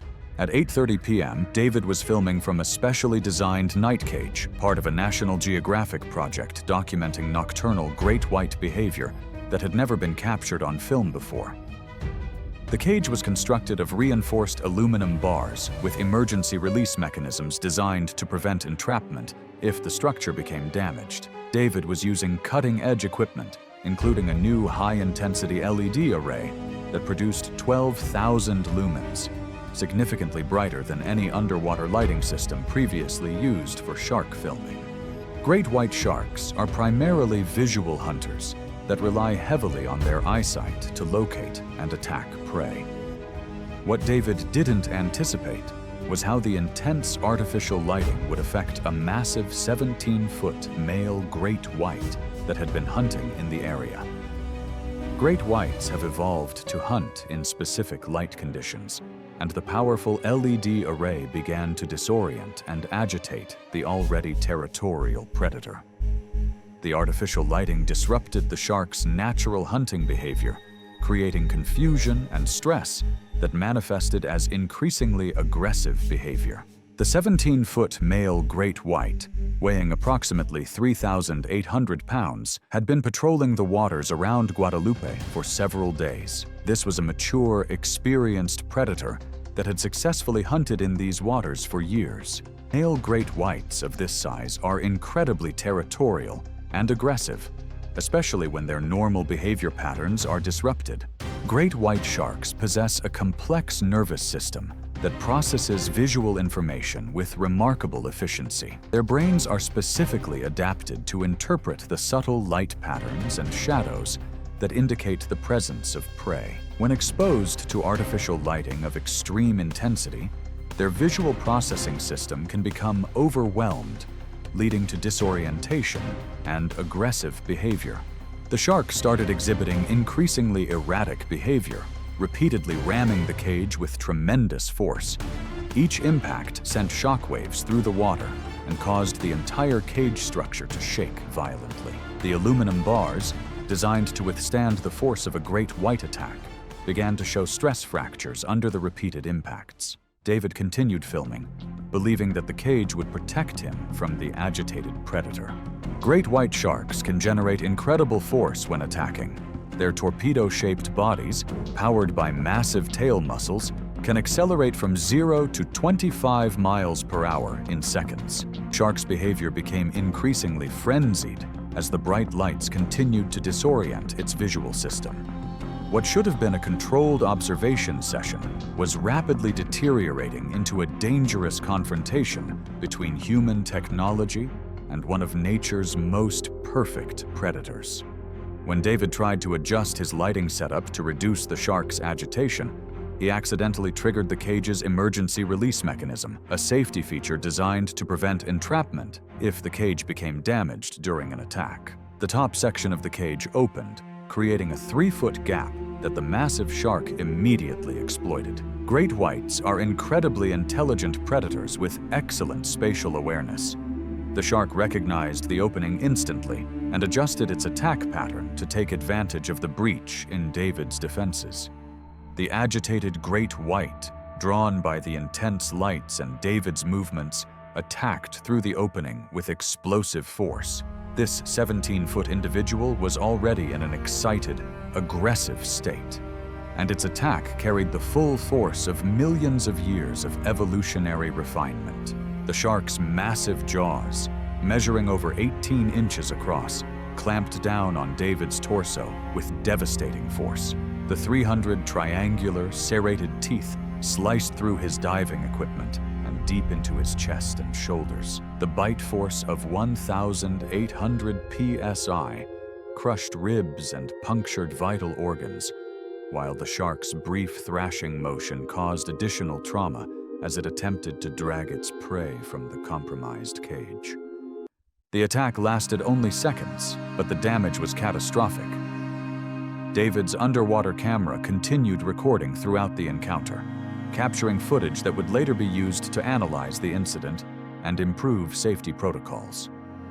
The images showed the incredible power and speed of a great white attack, as well as the devastating effectiveness of their primary weapon. The boat crew immediately cut all lights and activated emergency protocols, and the sudden darkness seemed to calm the shark, which released its grip and disappeared into the depths as quickly as it had appeared.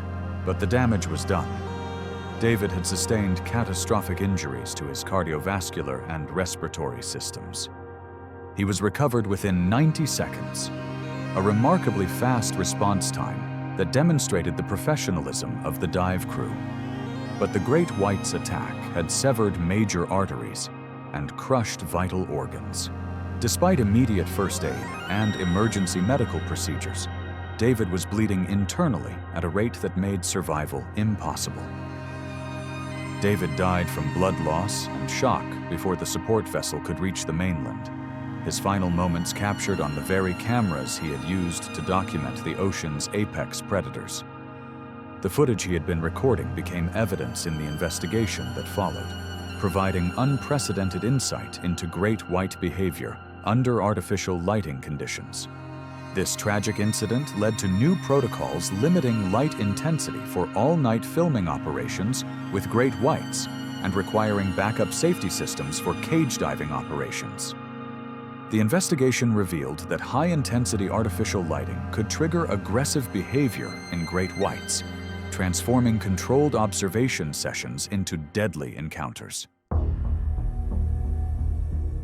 It was October 15, 2016, in Guadalupe Island, Mexico. Far out in the Pacific, 150 miles southwest of Ensenada, the volcanic cliffs of Guadalupe Island rose abruptly from the sea.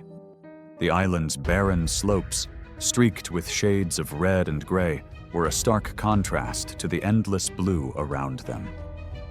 Below the surface, the waters were famous, not just for their clarity, but for the great white sharks that gathered here every year. That morning, the ocean was calm, its surface smooth under a pale early sun. The water temperature hovered at 68 degrees Fahrenheit, with visibility stretching nearly 100 feet. For divers and thrill seekers, it was perfect. Several commercial dive boats floated at anchor in the island's sheltered northeastern bay, their decks buzzing with preparation as cages were lowered into the water. Among those aboard the Pacific Hunter was Marcus Chen, a 34-year-old marine biology professor from San Diego. His fascination with apex predators had shaped his career. Years of research papers, countless hours tagging and tracking sharks, but all from the surface. This trip was different. It was a chance to stand just feet away from the animal that had defined much of his professional life. Marcus had been saving for this expedition for 2 years.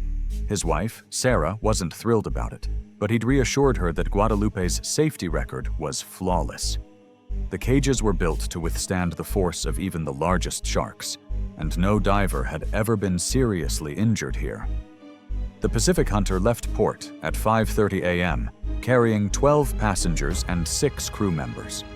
As the boat closed in on the island, Marcus stood at the bow, watching the jagged cliffs grow taller. By 8:15 a.m., they were anchored in 120 feet of water. Crew members lowered 2 aluminum shark cages into place and began preparing chum, fish oil, blood, and scraps to draw the predators in. Within half an hour, the first dorsal fin sliced the surface. Great white sharks are among the ocean's most efficient hunters. Adults can exceed 20 feet in length and weigh more than 5,000 pounds. They can accelerate to 35 miles per hour in short bursts, propelled by powerful tail fins, and their bite force is measured at over 18,000 pounds per square inch, enough to crush bone with ease. Guadalupe Island's dense seal population made it one of the most reliable places in the world to see them, and during peak season, several individuals could be spotted in a single day. Later that morning, Marcus stepped into the cage for his second dive of the day. The structure measured 8 feet long, 6 feet wide, and 7 feet tall, suspended off the stern of the boat. The bars were spaced at 12 inches, small enough to keep a shark's head out, or so the design intended. 3 other divers joined Marcus. They wore wetsuits, masks, and surface-supplied air hoses. From the port side, a massive shape emerged, an 18-foot female great white.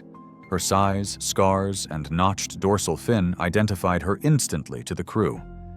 Deep Blue, one of the most well-known sharks in these waters. She circled once, slow and deliberate, then dropped out of sight beneath the cage. Seconds later, she came back, this time in a full-speed vertical strike. Her snout slammed into the lower corner of the cage with a hollow metallic crack. The impact bent one of the vertical bars outward, just enough to create an opening wider than intended. The jolt threw Marcus against the opposite wall. Deep Blue's head pressed into the gap. Her jaws opened wide, rows of serrated teeth flashing in the filtered sunlight. She lunged, biting Marcus across the left side of his torso.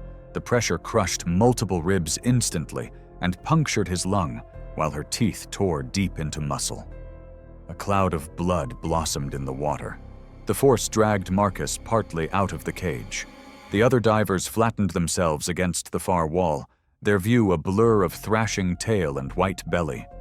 Deep Blue shook her head violently, working to pull him free. Her jaws released briefly before clamping down again, this time on his upper arm. The bite fractured his humerus and shredded the shoulder joint. The movement spun Marcus sideways, his body now almost entirely outside the cage. With one final surge backward, the bent bar gave way enough for the shark to pull clear. She descended to about 30 feet, Marcus still in her jaws. Down there, she delivered a final bite to his head and neck. The crushing force severed his cervical vertebrae. His body went limp, slipping from her grip and drifting downward. On the surface, crew members had already called for emergency divers. 2 entered the water within moments, descending into a clouded mix of blood and disturbed silt. They reached Marcus in less than a minute, carefully lifting him back to the surface while keeping watch for the shark's return. He was pulled onto the dive platform, and he was pronounced dead on board. Mexican maritime authorities inspected the cage and determined that metal fatigue in the corner joint had weakened the frame. The blow from Deep Blue had been enough to bend the bar outward. New regulations were introduced soon after: reinforced corner construction, reduced bar spacing, and mandatory pre-dive inspections for all commercial operators. Marcus's family later set up a small marine conservation fund in his name, reflecting the passion that had drawn him to Guadalupe Island. His death became a sobering reminder that even with the best precautions, the ocean's apex predator could still find its way through. Marcus's death led many dive operators to quietly review their own safety protocols. Not long after, off the coast of Hawaii, another cage dive would push both gear and human endurance to the brink. It was May 28, 2014, off the north shore of Oahu, Hawaii. 10 minutes out from Haleiwa Harbor, the tour boat idled beyond the reef line, where the deep blue Pacific rose and fell in long, even swells. Trade winds brushed the surface into a glassy chop, and the sun burned through scattered clouds, turning the water a clear cobalt. Below, the seafloor dropped quickly from pale sand to dark blue water, with bait schools flickering like mercury beneath the hull. The water temperature hovered near 77 degrees Fahrenheit, and visibility extended more than 70 feet, ideal conditions for spotting approaching predators. To the west, a thin line of whitewater marked breaking surf over the outer reef. To the east, the green spine of the Ko'olau Range faded into haze. A chum slick feathered off the stern, drifting down current and out into deeper water. Rebecca Becky Lawson, 36, had flown in from Seattle to finish a month-long feature on adventure travel across the islands. A certified scuba diver and confident swimmer, she'd never been face-to-face with large predatory sharks. Shark cage diving, offered out of Haleiwa, was slated as the final entry on her bucket list, one last adventure before flying home. Just after sunrise, the boat left the harbor and headed into open water. The crew gave a safety briefing explaining cage entry, hand placement, and camera use. The cage, inspected and secured to the transom, floated on sturdy pontoons. Becky suited up, checked her gear, and joined 2 other guests for the first rotation. Tiger sharks are among Hawaii's most common large predatory sharks. Females can exceed 14 feet and weigh more than 1,000 pounds. Their broad heads, keen electroreception, and slow, confident approach make them consummate investigators. Unlike great whites, which often ambush from depth then disengage, tiger sharks are notorious for close passes, repeated bump checks, and opportunistic bites on floating objects. Becky entered on the second rotation. The cage settled with its top frame just above the surface. She gripped the interior rail with her left hand, braced her fins against the lower crossbar. Small jacks and mackerel swirled in the slick. 5 minutes in, a shadow rose from the blue, a large female tiger shark, approximately 13 to 14 feet, moving with slow, deliberate strokes. She circled once, passed the stern, and glided along the cage's port side at arm's length, pectoral fins steady, tail sweeping in measured arcs. The crew kept the bait line outside the cage footprint, drawing the shark away on a controlled path. On the third pass, she altered her line, turning broadside, then angled in. Her snout touched the cage corner in a probing bump, producing a dull thud that echoed through the frame. The upper corner bracket flexed slightly. A hose clamp on the corner mesh shifted under load. The shark struck again, harder this time, rattling the corner stanchion. A palm-wide gap opened where the mesh met the bar, and water surged through. Becky tightened her grip as the cage rolled in the swell. The tiger shark came head-on, biting across the exposed seam of the cage. Her teeth clamped onto Becky's right forearm, tearing through neoprene and into flesh.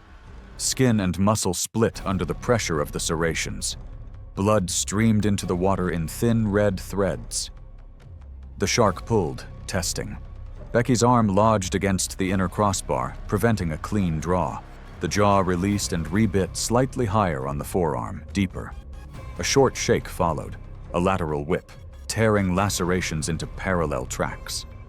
The cage pivoted on its hinge as swell lifted the transom. One of the crew dropped a weighted push-pull and drove it against the shark's head. The contact redirected her angle, forcing a partial disengagement. The tiger shark backed off, swept a low circle, then came again along the port side.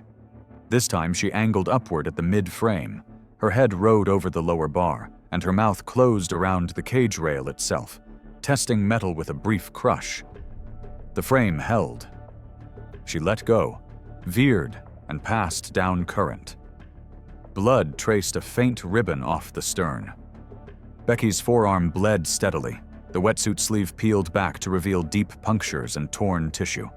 A deckhand clipped a retrieval line to the cage, and the skipper powered forward to push the shark away. The crew winched the cage up and pulled Becky onto the deck. The crew applied a pressure dressing and packed the deepest wounds with hemostatic gauze while monitoring her vitals en route to Haleiwa. The shark appeared twice more behind the boat before vanishing into open water. At the harbor, EMS transferred Becky to Wahiawa General, then to a higher-level facility in Honolulu. Surgery cleaned and repaired the tendon damage, fixed a hairline radius fracture, and placed drains. She was discharged in a splint with a long course of antibiotics and months of hand therapy ahead. State boating officers documented the incident, noting the corner mesh had been secured with corroded hose clamps and inadequate backup. The operator replaced all corner mesh with welded stainless panels, added extra lashing, and updated safety briefings to keep arms well inside inner rails. North Shore operators stressed that tiger shark approaches are common, but injuries are rare with proper equipment and positioning. Becky left with lasting scars, a reminder that even controlled wildlife encounters carry real risk. In the shark-filled waters of Gansby, South Africa, another cage dive was about to turn dangerously real. It was March 18, 2013, off the rugged coast of Gansby, South Africa, a place often called the Great White Capital of the world.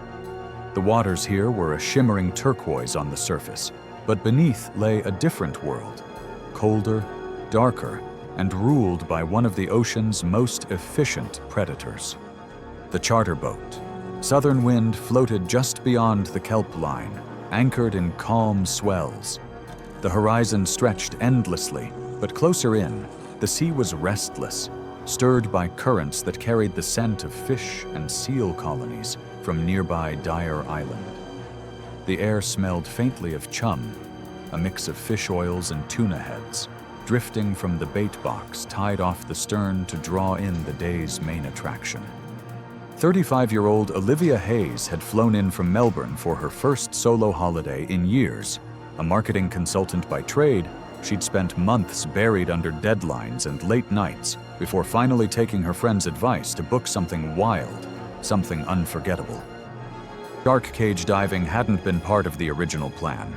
She signed up only after meeting a group of backpackers in Cape Town who swore it was the ultimate adrenaline rush. Olivia wasn't afraid of the ocean. She'd grown up swimming in Port Phillip Bay, but the thought of being face-to-face with a great white was another matter. Still, with the forecast promising calm seas and clear visibility, she decided it was now or never. The morning began with coffee on deck, followed by a briefing from the dive master. He outlined the cage's safety features, the importance of keeping hands and cameras inside the bars, and the procedures if a shark came in close. The message was clear. The predators were drawn to the bait, not the divers. But caution was non-negotiable. Olivia suited up in a thick wetsuit, the neoprene snug against her skin. The cage was bolted to the side of the boat, half submerged in the water. From above, it looked solid. Steel bars spaced just enough for a clear view, but tight enough to keep a shark's head from fitting through. She was in the second rotation, watching from the deck as two other divers slipped under the surface. Moments later, a shadow passed beneath them. A female great white, perhaps 14 feet long, circling with the slow, deliberate grace of a seasoned hunter. Great white sharks are the largest predatory fish on Earth, capable of speeds over 25 miles per hour and bites strong enough to crush a seal in seconds. In cage diving encounters, they often approach out of curiosity, testing their surroundings with quick bursts of speed or investigative bumps. While direct attacks on cages are rare, the combination of bait, noise, and human presence can sometimes trigger more aggressive behavior. By the time it was Olivia's turn, The great white had been joined by a slightly smaller male. The crew lowered her and 3 other divers into the cage. The cold water pressed in instantly, muffling sound except for the hiss of air bubbles. She gripped the inside bar, scanning the blue-green haze for movement. The female came first, gliding out of the gloom. Her eyes were black, unblinking, her body flexing in perfect arcs. Olivia watched, transfixed, as the shark passed within inches, the scars along her flank visible through the water. Then, without warning, the bait line snapped taut.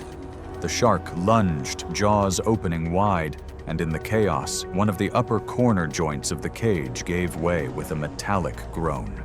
The impact bent a section of the frame outward just enough for her snout to push through. Olivia felt a sudden burst of water as the shark's head broke the plane between them, her teeth clamping onto Olivia's left shoulder. The force slammed her backward into the opposite side of the cage. Pain radiated down her arm, hot and sharp, but she didn't have time to react before the shark thrashed, twisting the bent bars further. The dive master above was already yelling for a rapid haul-up. 2 crew members cranked the winch, but the cage rocked violently as the shark pulled sideways. The other divers kicked toward the far corner, giving Olivia as much space as possible. The shark released her shoulder but struck again, this time clamping onto her forearm. The pressure crushed muscle and bone. She felt the snap even through the adrenaline.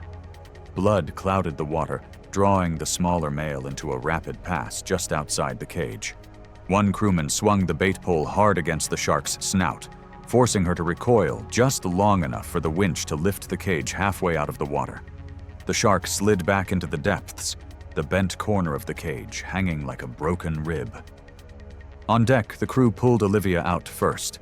Her wetsuit was shredded across the left arm and shoulder, deep lacerations exposing muscle. Her forearm hung limp, fractured in 2 places. She was conscious but silent, her breathing ragged. A pressure bandage went on immediately while the captain radioed for a medevac. The boat sped back toward shore, every wave slamming the hull as the crew worked to keep her stable. She was airlifted to a Cape Town hospital where surgeons spent hours repairing torn muscles and setting fractures. The bite force had severed several tendons, and nerve damage meant months of rehabilitation ahead. South African maritime authorities later inspected the cage and confirmed that a corroded weld had weakened the joint that bent during the strike. The incident led to new safety checks and reinforced corners on all licensed shark diving cages in the region. Olivia eventually regained partial use of her arm, though the thick, pale ridges running from shoulder to wrist remained, a permanent reminder of the day she faced one of the ocean's most powerful predators, and survived. That narrow escape in Gonsby was a victory in its own right. Across the Atlantic in Cape Cod, a surge in great white numbers was about to bring the danger frighteningly close to shore. It was September 7, 2010, in Cape Cod, Massachusetts. The wide arc of Nauset Beach curved along the Atlantic coast, its golden sand stretching for miles under a pale, late summer sky. Onshore breezes carried the smell of salt and seaweed, and just beyond the surf, the waters shifted from turquoise shallows to a deep, shadowed blue. In recent years, these waters had become known not just for pristine beauty and rolling surf, but for something far more dangerous: the steady return of the great white shark. The barrier beaches of Cape Cod are a natural convergence zone for predator and prey. Offshore sandbars, deep troughs, and strong tidal currents create prime hunting grounds for the seals that haul out by the hundreds along Monomoy Island and Chatham Harbor. And where there are seals, great whites follow. That summer, multiple sightings had been recorded almost daily. Dorsal fins slicing through the surface, seal carcasses washing ashore, and warning flags flying along the lifeguard stands. 30-year-old Ryan Carter was a schoolteacher from Boston, taking one last trip to the Cape before the school year began. He'd been coming to Nauset Beach since childhood, learning to bodyboard in the gentle shore break before graduating to a longboard in his teens. Confident in the water, Ryan prided himself on being shark smart. He followed posted advisories, avoided swimming at dawn and dusk, and never strayed too far from shore. That Thursday morning was clear and warm, the first hints of autumn hidden behind summer's lingering heat. Ryan arrived just after 9 a.m., when the beach was still quiet. A few families were setting up umbrellas higher up the sand, and a pair of surfers paddled out beyond the break. The lifeguard tower stood tall, a red warning flag fluttering. Not an outright closure, but a reminder of recent shark activity. Ryan waxed his board, adjusted the Velcro on his leash, and waded into the knee-deep surf, the cool Atlantic washing over his feet. For the next hour, the session was idyllic, waist-high waves rolling in clean and steady. Ryan caught ride after ride, paddling back out each time with the rhythm of someone who had done this for decades. The water was slightly murky from an overnight swell, visibility dropping to less than 10 feet below the surface. The great white shark, capable of reaching lengths over 20 feet and weights exceeding 2 tons. In the North Atlantic, their presence along Cape Cod has surged in the last decade, drawn by booming seal populations and warming waters. They are ambush predators, often attacking from below with explosive speed, using their serrated teeth to incapacitate prey. While attacks on humans are rare, the similarity in size and silhouette between a seal and a prone surfer makes cases of mistaken identity a persistent danger. At 10:42 a.m., Ryan was sitting just outside the breaking waves, straddling his board with his legs dangling in the water. He turned his head toward shore, watching a family of 4 splash in the shallows, unaware that just beyond him, something massive was closing the distance. The shark struck from directly below. In a split second, the water erupted. Ryan and his board launched upward as a 13-foot great white's jaws clamped around his right thigh and board rail simultaneously. The initial bite severed his femoral artery, shredding muscle and splintering bone. Ryan was pulled under in a violent thrash, the shark's head shaking side to side. His board leash snapped, and a plume of blood swirled into the churning water. The predator released him momentarily, circling with slow, deliberate arcs before coming in again. The second strike targeted his midsection. Massive jaws enveloped Ryan from hip to rib cage, crushing his pelvis and breaking several ribs instantly. The bite force ruptured internal organs, and the sudden rush of water into his punctured lungs made it impossible to cry out. The shark rolled to one side, dragging Ryan deeper. At approximately 15 feet down, the final bite came, a crushing clamp on his upper torso and left shoulder. His collarbone snapped, his upper arm nearly severed. The predator then released, letting his body drift upward, motionless, toward the surface. From the beach, lifeguards had already launched into action. A whistle blast cut through the air as 2 rescue swimmers sprinted into the surf, paddling hard toward the crimson stain spreading offshore. A surfer nearby reached Ryan first, pulling his limp body onto his board and paddling toward the rescuers. Ryan was brought to shore within minutes, but the damage was catastrophic. CPR began immediately as lifeguards worked to control the massive blood loss. Paramedics arrived within 5 minutes, applying tourniquets and continuing resuscitation efforts. Despite their work, Ryan was pronounced dead at the scene. The injuries to his major arteries and internal organs were beyond saving. Nauset Beach was closed for the remainder of the day, with patrol boats sweeping the area to monitor for further shark activity. In the following days, Cape Cod residents and tourists voiced mixed reactions.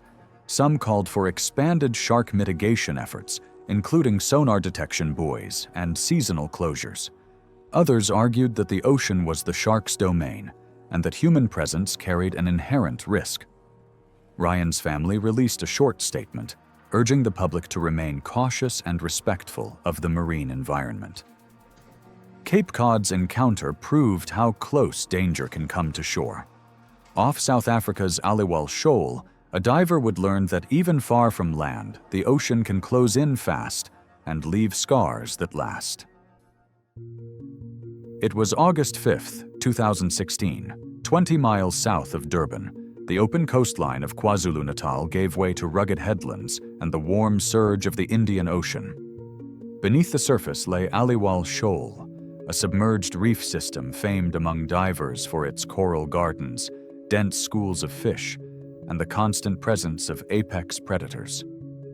Rising abruptly from the seabed, the shoal's ridges and caves created a perfect hunting ground. That morning, a mild swell rolled in from the south.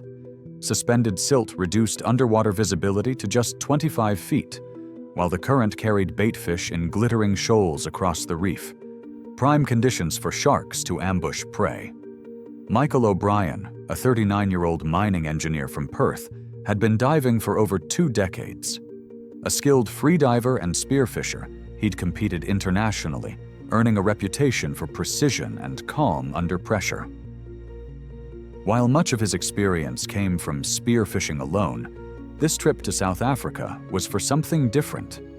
A scuba exploration of Aliwal Shoal's deeper ridges, where tiger sharks, bull sharks, and dusky sharks were known to patrol.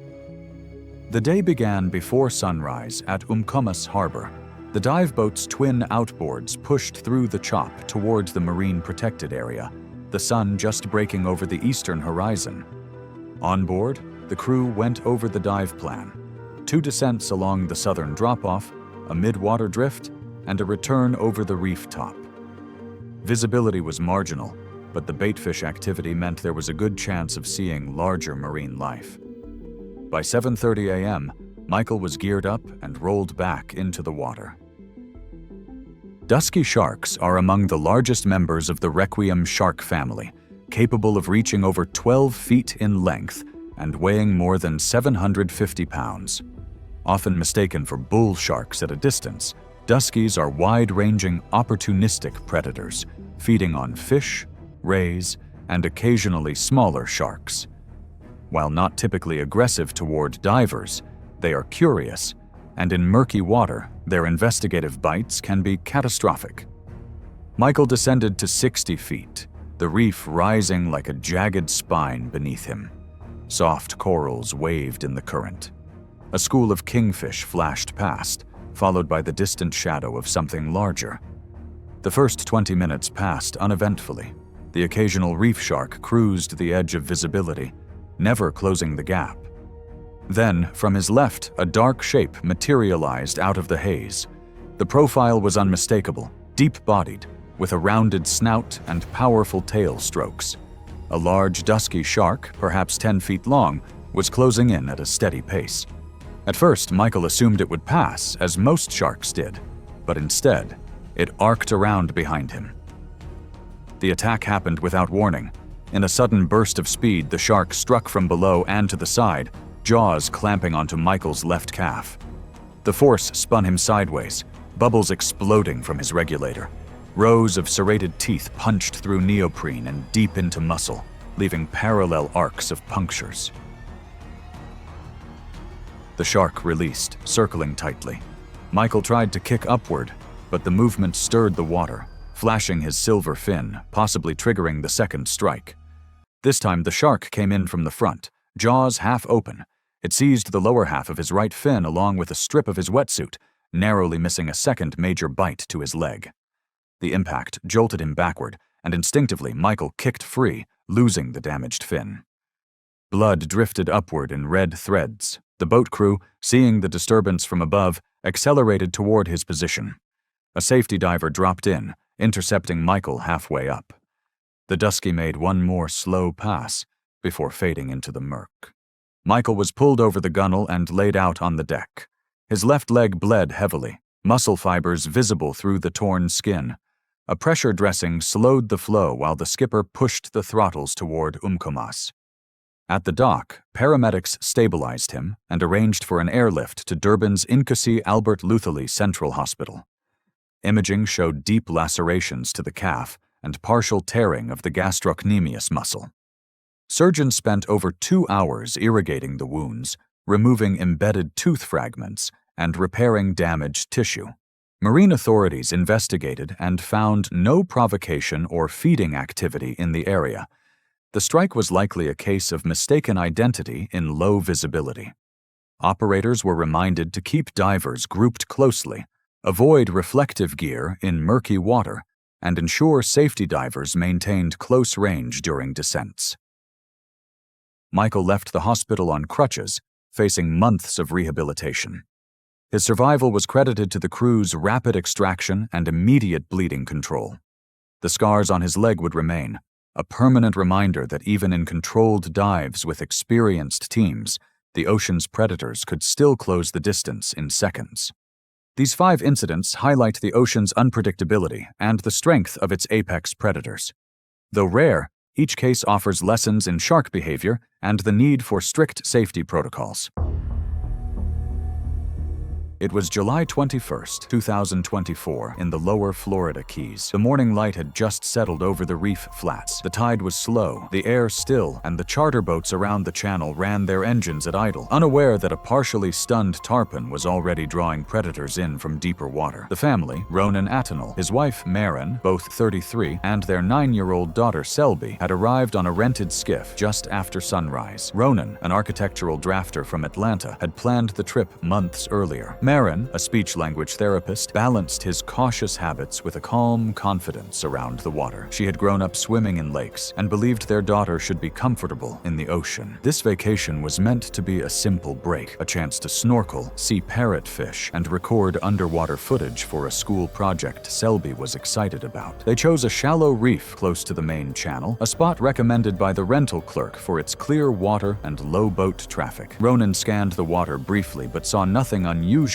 No fast currents, no dark shapes, no warnings from nearby vessels. Their choice to enter the water wasn't reckless. It was the natural result of calm conditions and years of predictable tourist snorkeling. However, none of them noticed the dispersing blood plume moving slowly with the incoming tide from the nearby charter boat's tarpon fight. Tarpon, nurse sharks, and barracuda often passed through these channels, but the most assertive predator in the region, the bull shark, was known for patrolling murky stretches, not clear shallows like this. However, late summer salinity shifts, and flat calm mornings sometimes pull large bulls into clearer water when bait fish gather over shallow structure. They can reach 11 feet and over 500 pounds, with a bite force suitable for crushing turtles. Their behavior is opportunistic, and they often key in on wounded prey. The last uneventful moments unfolded quietly. Ronan pointed out a cluster of yellowtail near the coral. Selby kicked gently. Staying close, Maren adjusted her daughter's snorkel. None of them saw the tarpon's drifting body, or the gray silhouette that rose from the deeper cut of the channel, moving with heavy, steady thrusts. The anglers later estimated the shark at 8 to 10 feet, thick-bodied, broad-headed, unmistakably a bull. It approached low, hidden by refracted light and silt stirred by the earlier fight. The strike on Ronan came from below and slightly behind. Witnesses described a sudden churn of white water and a deep splash, followed by a muffled sound that might have been the shark hitting bone. The bull shark drove upward with such force that Ronan's torso bent sharply as he was yanked sideways. His snorkel dropped from his mouth, and blood spread immediately in a widening halo. His legs spasmed once before he slipped under the surface. The anglers watching this unfold said that Maren reacted instantly, pulling Selby toward the boat's bowline, but the water around them had already changed color. She struggled to keep her footing with fins on, half swimming and half dragging her daughter. The blood from Ronan's injury mixed with the remaining tarpon trail, creating a concentrated scent that triggered the shark to strike again. This time, it rammed the stern of the Atonal's skiff, rocking it hard to one side. The impact forced Maren underwater briefly, causing her to lose grip on Selby for a moment. When she surfaced, she clutched her daughter again and pushed her forward. The second hit came fast. The bull shark turned through the clouded water and struck Maren's side, its jaws clamping from rib to hip. The angler saw her jerk backward violently, arms flinging outward. She tried to pull Selby up with one hand, but the force knocked the child loose. The shark dragged Maren under. Her legs kicked once, then stilled. Selby screamed for a moment, treading water near the boat's ladder. One of the anglers had already leapt into action, throwing a life ring and starting his engine, but distance and timing were against them. The water, thick with blood, masked movement beneath. When the shark rose again, it surfaced directly beneath the child, mouth wide, propelled by the scent. There was no thrashing or prolonged struggle, just a single upward surge and a rapid pull below, leaving only a brief splash and a widening patch of red. The anglers reached the Atonal's skiff within seconds of the final strike. They found no survivors, only drifting fins, a cracked snorkel mask, and the shaken boat rocking from the earlier collision. They radioed for emergency response, but by the time authorities arrived, evidence already pointed to a rapid, predatory sequence driven by the wounded tarpon and the shark's proximity. The Coast Guard recovered Ronan and Marin's remains later that morning, located separately along the channel edge. Selby was found the next day near a mangrove pocket 2 miles away. Officials described the injuries as consistent with multiple forceful bites and rapid submersion. A fisheries officer noted that the shark likely reverted to deep channel cruising once the stimulus faded, and it was never seen again. In the days that followed, local agencies issued a brief safety statement. The reef site remained open, though warning placards were updated to include feeding-related risk conditions. The Atonal's extended family flew in from New Zealand for private memorials, struggling to reconcile the sudden loss. They quietly handled arrangements while avoiding media attention. Yet even as the Atonal's deaths highlighted the ocean's unforgiving danger, in Northern California, a surfer would paddle into the murky break completely unaware that a massive great white was already circling beneath him. It was June 4th, 2016, along a fog-heavy stretch of the Northern California coast. The break was quiet, the water flattened by morning tide, and the visibility poor enough that even nearby figures were reduced to silhouettes. Arvik Sloan, 29, had driven up from Petaluma before dawn to surf, a habit he kept even on days when conditions were marginal. He worked as a cabinetry finisher for a small custom shop and was known for taking solitary morning sessions before his shifts. To him, fog meant fewer people and cleaner shoulders. His choices were predictable for someone experienced, but inclined to treat warning signs as inconveniences rather than risks. Arvik's reputation among local surfers was that of a quiet regular who didn't exaggerate his skills, but also didn't back down from difficult water. He kept his gear in meticulous shape, waxed his board evenly, checked his leash every time, and kept a mental log of currents. That morning, he intended to test a new wetsuit and get a few long rides on the outer left shoulder, likely before the wind picked up. Before paddling out, Arvik walked past a sign noting recent shark activity. 2 surfers exiting the water mentioned that the visibility had dropped in the last half hour. Arvik brushed off the warnings, saying he would stay farther outside the main cluster to avoid accidentally drifting into someone. He did not consider that going farther out in fog placed him in deeper, seal-dense hunting lanes, conditions that increase ambush probability. Once Arvik paddled past the inner break, the fog thickened enough that he lost sight of the beach. He paused to listen, hearing faint barks of harbor seals somewhere to his South Seals haul out on near-shore rocks in that region, and fog often pushes them into the water earlier than usual. He considered shifting back toward the group, but decided he had already committed to the outer shoulder. Great white sharks frequent Northern California for one reason: seals. Adults can reach over 15 feet and more than 2,000 pounds, with a bite force capable of crushing bone in a single strike. They hunt by ambush, rising from below in low visibility conditions to target silhouettes at the surface. Morning fog, in particular, is cited in multiple incident reports as a contributing factor in mistaken identity strikes. A nearby surfer later reported hearing a single sharp splash out of rhythm with the waves. The water around Arvik churned, followed by a deep, percussive thud, heavy enough that the witness felt it through his board. The shark hit from directly below, lifting Arvik slightly before the force dragged him down. The strike tore into his torso, teeth creating a wide arc of tissue damage, later determined to be consistent with a large adult white. The bite width aligned with a shark estimated between 14 and 16 feet, typical for the region's seasonal aggregations. Arvik's board shot upward as the leash snapped under tension. The shark released him briefly, a common behavior when a shark registers an object as non-prey after the initial strike. Witnesses saw his body rise just under the surface, limp, before the shark surged again from the side. The second bite clamped onto his hip and lower back. 2 surfers paddled hard toward him, shouting for others to call for help. The visibility forced them to to follow the red spreading trail rather than his form. One caught a glimpse of the shark's tail fin, cutting a line beneath the surface before disappearing into the murk. The water around Arvik rolled in small, irregular pulses, the last sign of movement before everything went still. When the first rescuer reached him, Arvik was floating face down, his wetsuit torn open across the chest and side. The wounds were catastrophic, with exposed bone and heavy arterial bleeding clouding the water. Paramedics arrived within minutes, but their assessment was immediate. The trauma had destroyed major vessels and compromised vital organs. They stated that the strike was likely unsurvivable from the moment of impact. The beach was closed for 24 hours, though no additional shark activity was observed. Wildlife officials inspected Arvik's board and the wounds, concluding that the attacker was likely a large adult great white feeding in shallow channels influenced by fog and seal movement. This matched ongoing seasonal tracking data for the area. Arvik's family kept details private, issuing only a short statement requesting privacy. Local surfers left flowers near the trailhead, noting that the conditions had given every warning possible. This tragedy highlighted the deadly consequences of mistaken identity in murky waters. And in South Africa, a swimmer would push into deep water channels, unaware that nature's fastest shark was closing in. It was March 3rd, 2018, several miles off the KwaZulu-Natal coast of South Africa. The water looked calm from a distance, but the deep channel beneath carried a steady pull that seasoned ocean swimmers recognized as both useful and dangerous. Tarek Milner, 36, had traveled from Colorado to train for an international ultra-distance ocean swim event. Colleagues said he preferred solo endurance training because it gave him a sense of control that structured pool work never did. His motivation for the trip was straightforward: test himself in long, uninterrupted open water that behaved nothing like inland lakes. He aimed to complete a full 8-mile ocean training segment, something he believed would give him an edge in competition. Tarek studied tide charts, checked wind patterns, and verified current strength with his support kayaker, a local guide named Bryn Halland. He wanted to hold a steady pace for the first hour and use the deep water section to measure his fatigue curve. His decisions were understandable for someone with endurance experience, but he underestimated how quickly predators could move through the channels beyond the nets. Bryn later said that this particular training zone was not commonly used by swimmers due to deep pelagic traffic, something Tarek dismissed as manageable. The horizon dissolved into a pale smear of light as swells rose and fell, creating rolling walls that blocked visibility every few seconds. Shortfin mako sharks patrol offshore channels at speeds exceeding 40 miles per hour, with streamlined bodies and long snouts built for rapid acceleration. They strike by targeting movement at the surface, often mistaking swimmers for injured fish. Their jaws can exert several hundred pounds of force, with teeth designed to shear rather than crush. In low visibility conditions, reflective wetsuit panels or flutter kicks can be misinterpreted as prey movement. Dive boat at the harbor mentioned spotting a fast-moving shark earlier that morning. The warning never reached Bryn or Tarek.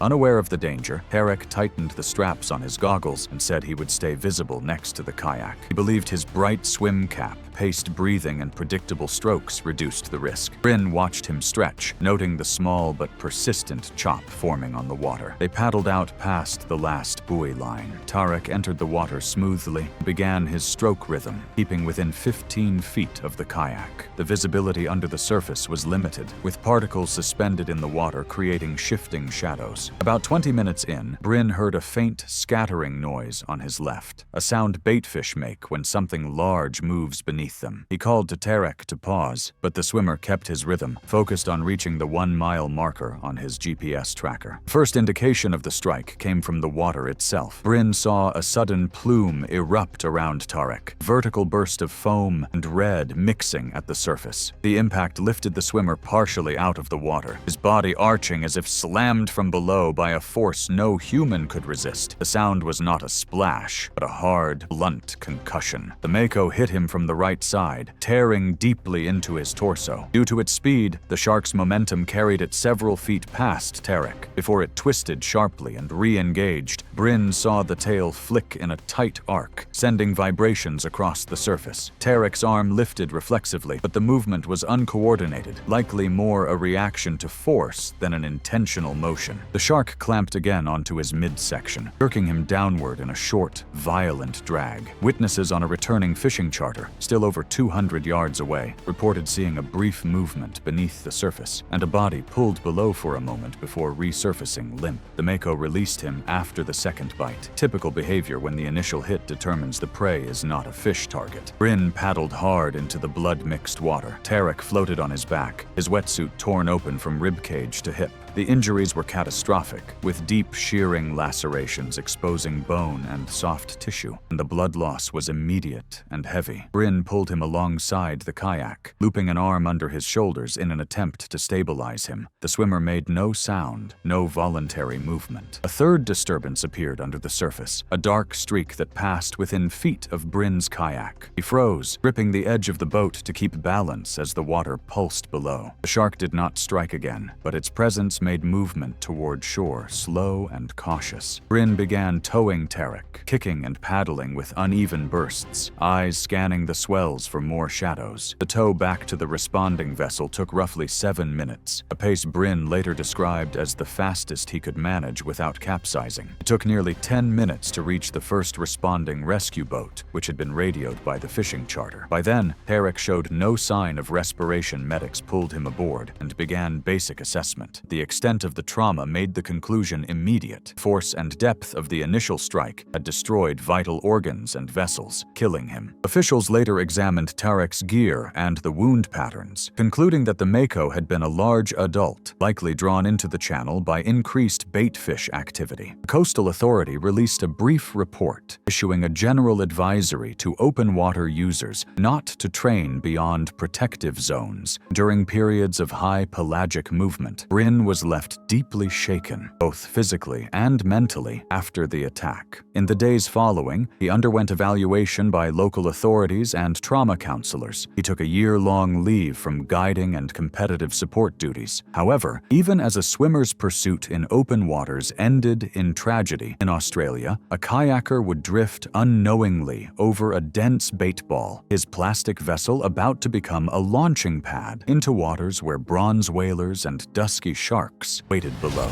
It was May 18, 2015, off the coast of Western Australia, where the swells rolled in long, even lines beneath a gray morning sky. The sea felt strangely quiet despite the rhythmic movement, the kind of subdued surface that hid far more activity beneath than above. The kayaker, Soren Browning, 34, had come from Minnesota after saving for years to complete a self-planned marine wildlife film project. He worked as a freelance videographer, known for steady, methodical work rather than artistic flair. For this trip in Australia, he wanted to capture high-resolution footage of dolphin behavior in open water for a conservation group that had commissioned a short educational reel. Soren believed that staying near the surface, remaining predictable, and keeping distance from active feeding zones reduced danger to near zero. His choice to follow a pod of dolphins offshore made sense for his project, but he underestimated how rapidly feeding conditions could change and the presence of larger predators lurking below. Bronze whalers can exceed 10 feet in length and often patrol coastal regions where baitfish gather, using bursts of acceleration to investigate disturbances. Dusky sharks, larger and heavier, sometimes reaching 12 feet, tend to move selectively around active feeding zones, attacking silhouettes at the surface when prey activity triggers an opportunistic response. Both species rely on movement cues and can be drawn in by dense bait balls, especially when dolphins drive fish upward. Both species are generally cautious around human-sized objects, but may investigate violently if surface commotion mimics prey behavior. Soren's hydrophone had picked up rapid clicking patterns from dolphins the previous day, a sign they were hunting intensively. He continued toward them, believing that maintaining a distance of 30 to 40 yards would keep him clear of danger. He filmed steadily, his kayak drifting with the swell. About 40 minutes in, the dolphins changed direction abruptly, their movements becoming sharper as they circled a patch of rippling water ahead. Small fish began leaping at the surface. Soren kept his position, aiming his camera at the disturbance. What he did not see was the bait ball forming beneath him, a dense sphere of fish driven upward. His kayak drifted directly over it in under a minute. The first impact sounded like a muffled crack against the hull, jolting the kayak sideways. Soren braced instinctively, but a second ram from below tilted the craft sharply. Witnesses on a charter boat roughly 300 yards away saw the kayak pitch upward at a steep angle before rolling completely. Bronze whaler's strike flipped him cleanly, sending him into the water with his legs splaying outward as he surfaced. The initial strike likely served as a non-predatory investigative bump rather than a feeding attempt. He gasped once, sharp intake caught on his GoPro audio, followed by the heavy slap of his displaced kayak hitting the water beside him. The whaler circled beneath, but it did not attack. The turbulence of the baitfish kept it moving erratically. Soren struggled to right the kayak, grabbing its edge, his movements fast and uneven, exactly the type of surface disturbance that attracts attention during feeding activity. From the charter boat, two passengers saw a long, dark shape pass beneath him in a smooth arc. The dusky shark approached from deeper water, drawn by the thrashing and the bait ball dispersing from the earlier collision. It surfaced in a swift vertical angle, striking Soren from behind just as he attempted to climb onto his overturned kayak. The bite locked onto his right thigh and hip, pulling him sideways and down. The shark shook once, an efficient, controlled motion. Before releasing and circling again, Soren's leg showed massive tearing. The injuries were consistent with a single large shark bite, rather than repeated predatory feeding, which usually involves repeated head shakes. He tried to push himself upward, one arm gripping the kayak, but his movements weakened rapidly. The Dusky made a second pass, this time seizing him around the lower back. The motion dragged him below the surface again for several seconds. When he resurfaced, his torso twisted unnaturally, and his arm slipped from the kayak's edge. The shark did not return for a third strike. The bronze whaler made a brief investigative sweep, bumping his body from beneath, but did not engage further. Soren drifted half-submerged, unresponsive, his life vest keeping him partially afloat, despite extensive trauma. The charter boat crew radioed for emergency services while maneuvering closer, but the distance and cautious approach required in the presence of sharks slowed them. By the time they reached him, Soren showed no respirations or voluntary movement. They pulled him aboard with a gaff hook secured through his vest to avoid placing hands in the water. Medics confirmed that the injuries included massive soft tissue trauma and severed major vessels, unsurvivable in minutes without immediate surgical intervention. Marine authorities later reviewed footage and the witness accounts, concluding that the baitball formation directly beneath the kayak triggered both shark approaches. The initial impact from the bronze whaler created enough chaos to draw the Dusky into the zone. Soren's equipment was recovered and returned to his family. His project files were mostly intact. A brief notice circulated among regional film groups, and the Coastal Management Office issued a reminder to avoid drifting over feeding activity, noting the unpredictability of shark behavior during high-density baitfish events. The kayaker's innocent dolphin filming session turned deadly when predators lurked beneath the baitball. And that same year in the Red Sea, the exploration of an ancient shipwreck would unknowingly disturb a resting territorial oceanic white-tip. It was May 18, 2015, off the Sinai Peninsula in the Red Sea. The water was calm, unusually clear for that season. From the deck of the dive boat, nothing suggested danger, but the faint current shift, suspended silt, and the quiet absence of usual schooling fish in the area hinted the environment could change quickly. Arlen Myro was a 34-year-old marine equipment technician known among colleagues for his cautious planning. He specialized in underwater survey systems for a research company. This particular trip, however, he took for himself. He had long wanted to film the remains of a 1950s freighter resting near a popular drop point and hoped to capture footage to submit to a regional marine archive. Arlen arrived 2 days earlier at a small dive-focused lodge, planning to document the hull before further decay. Despite scattered pelagic sightings, his dive seemed reasonable for an experienced diver, and he carried standard safety gear, including a redundant regulator and dive computer. The wreck's waters were muted blue, with Anthias darting among broken plates and shadowed cargo holds below. Oceanic white-tip sharks were historically present in the Red Sea, but are generally uncommon near popular wrecks and rarely aggressive toward divers unless provoked. Typically measuring 9 to 13 feet with broad pectoral fins, they will sometimes react react defensively to sudden intrusion or bright lights in tight spaces. Arlen proceeded with his plan, preferring to begin filming in the quieter morning window. His dive partner, a French hobbyist named Luc Bravant, noted in later interviews that Arlen seemed entirely at ease, focused on capturing clean footage. Once in the water, the pair descended along the mooring line, settling near the freighter's bow at around 82 feet. Arlen adjusted his lighting several times, cutting through the dim interior of the forward corridor. Out of nowhere, an oceanic white tip surged from the recess with sudden acceleration. Luke later reported no circling or investigation, just an abrupt movement. While adult white tips generally react defensively rather than hunting divers, the shark had been resting in the shaded hold and was startled when Arlen's lights swept too close. Its first motion was a fast, direct lunge, powered by a strong tail thrust. The animal closed the distance within seconds, and Arlen only registered it as a dark mass in his peripheral vision. The impact was violent and immediate. Arlen collided with protruding wreckage, which likely caused the most severe trauma. The shark may have made contact, but did not bite with the force or intent described in other oceanic white-tip incidents. The strike drove Arlen sideways into the rusted wall, and his regulator briefly slipped from his mouth as his camera rig spun away. The shark's jaws clamped along his upper arm and shoulder, likely a brief investigative nip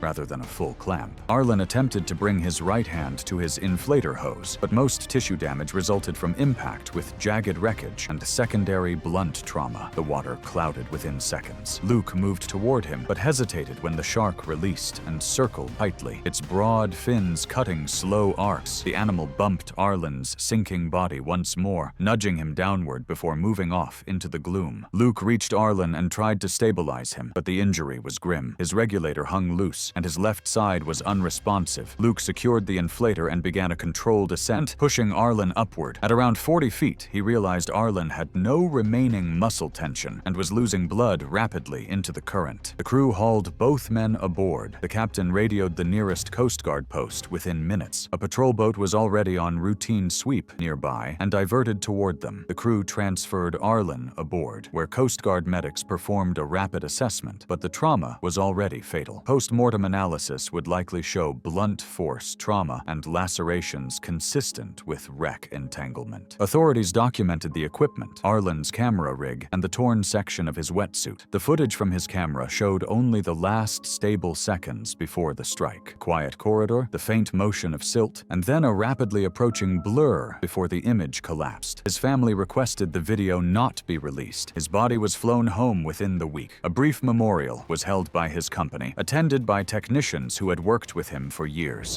Thanks for watching. Want to watch more? Click on your screen now.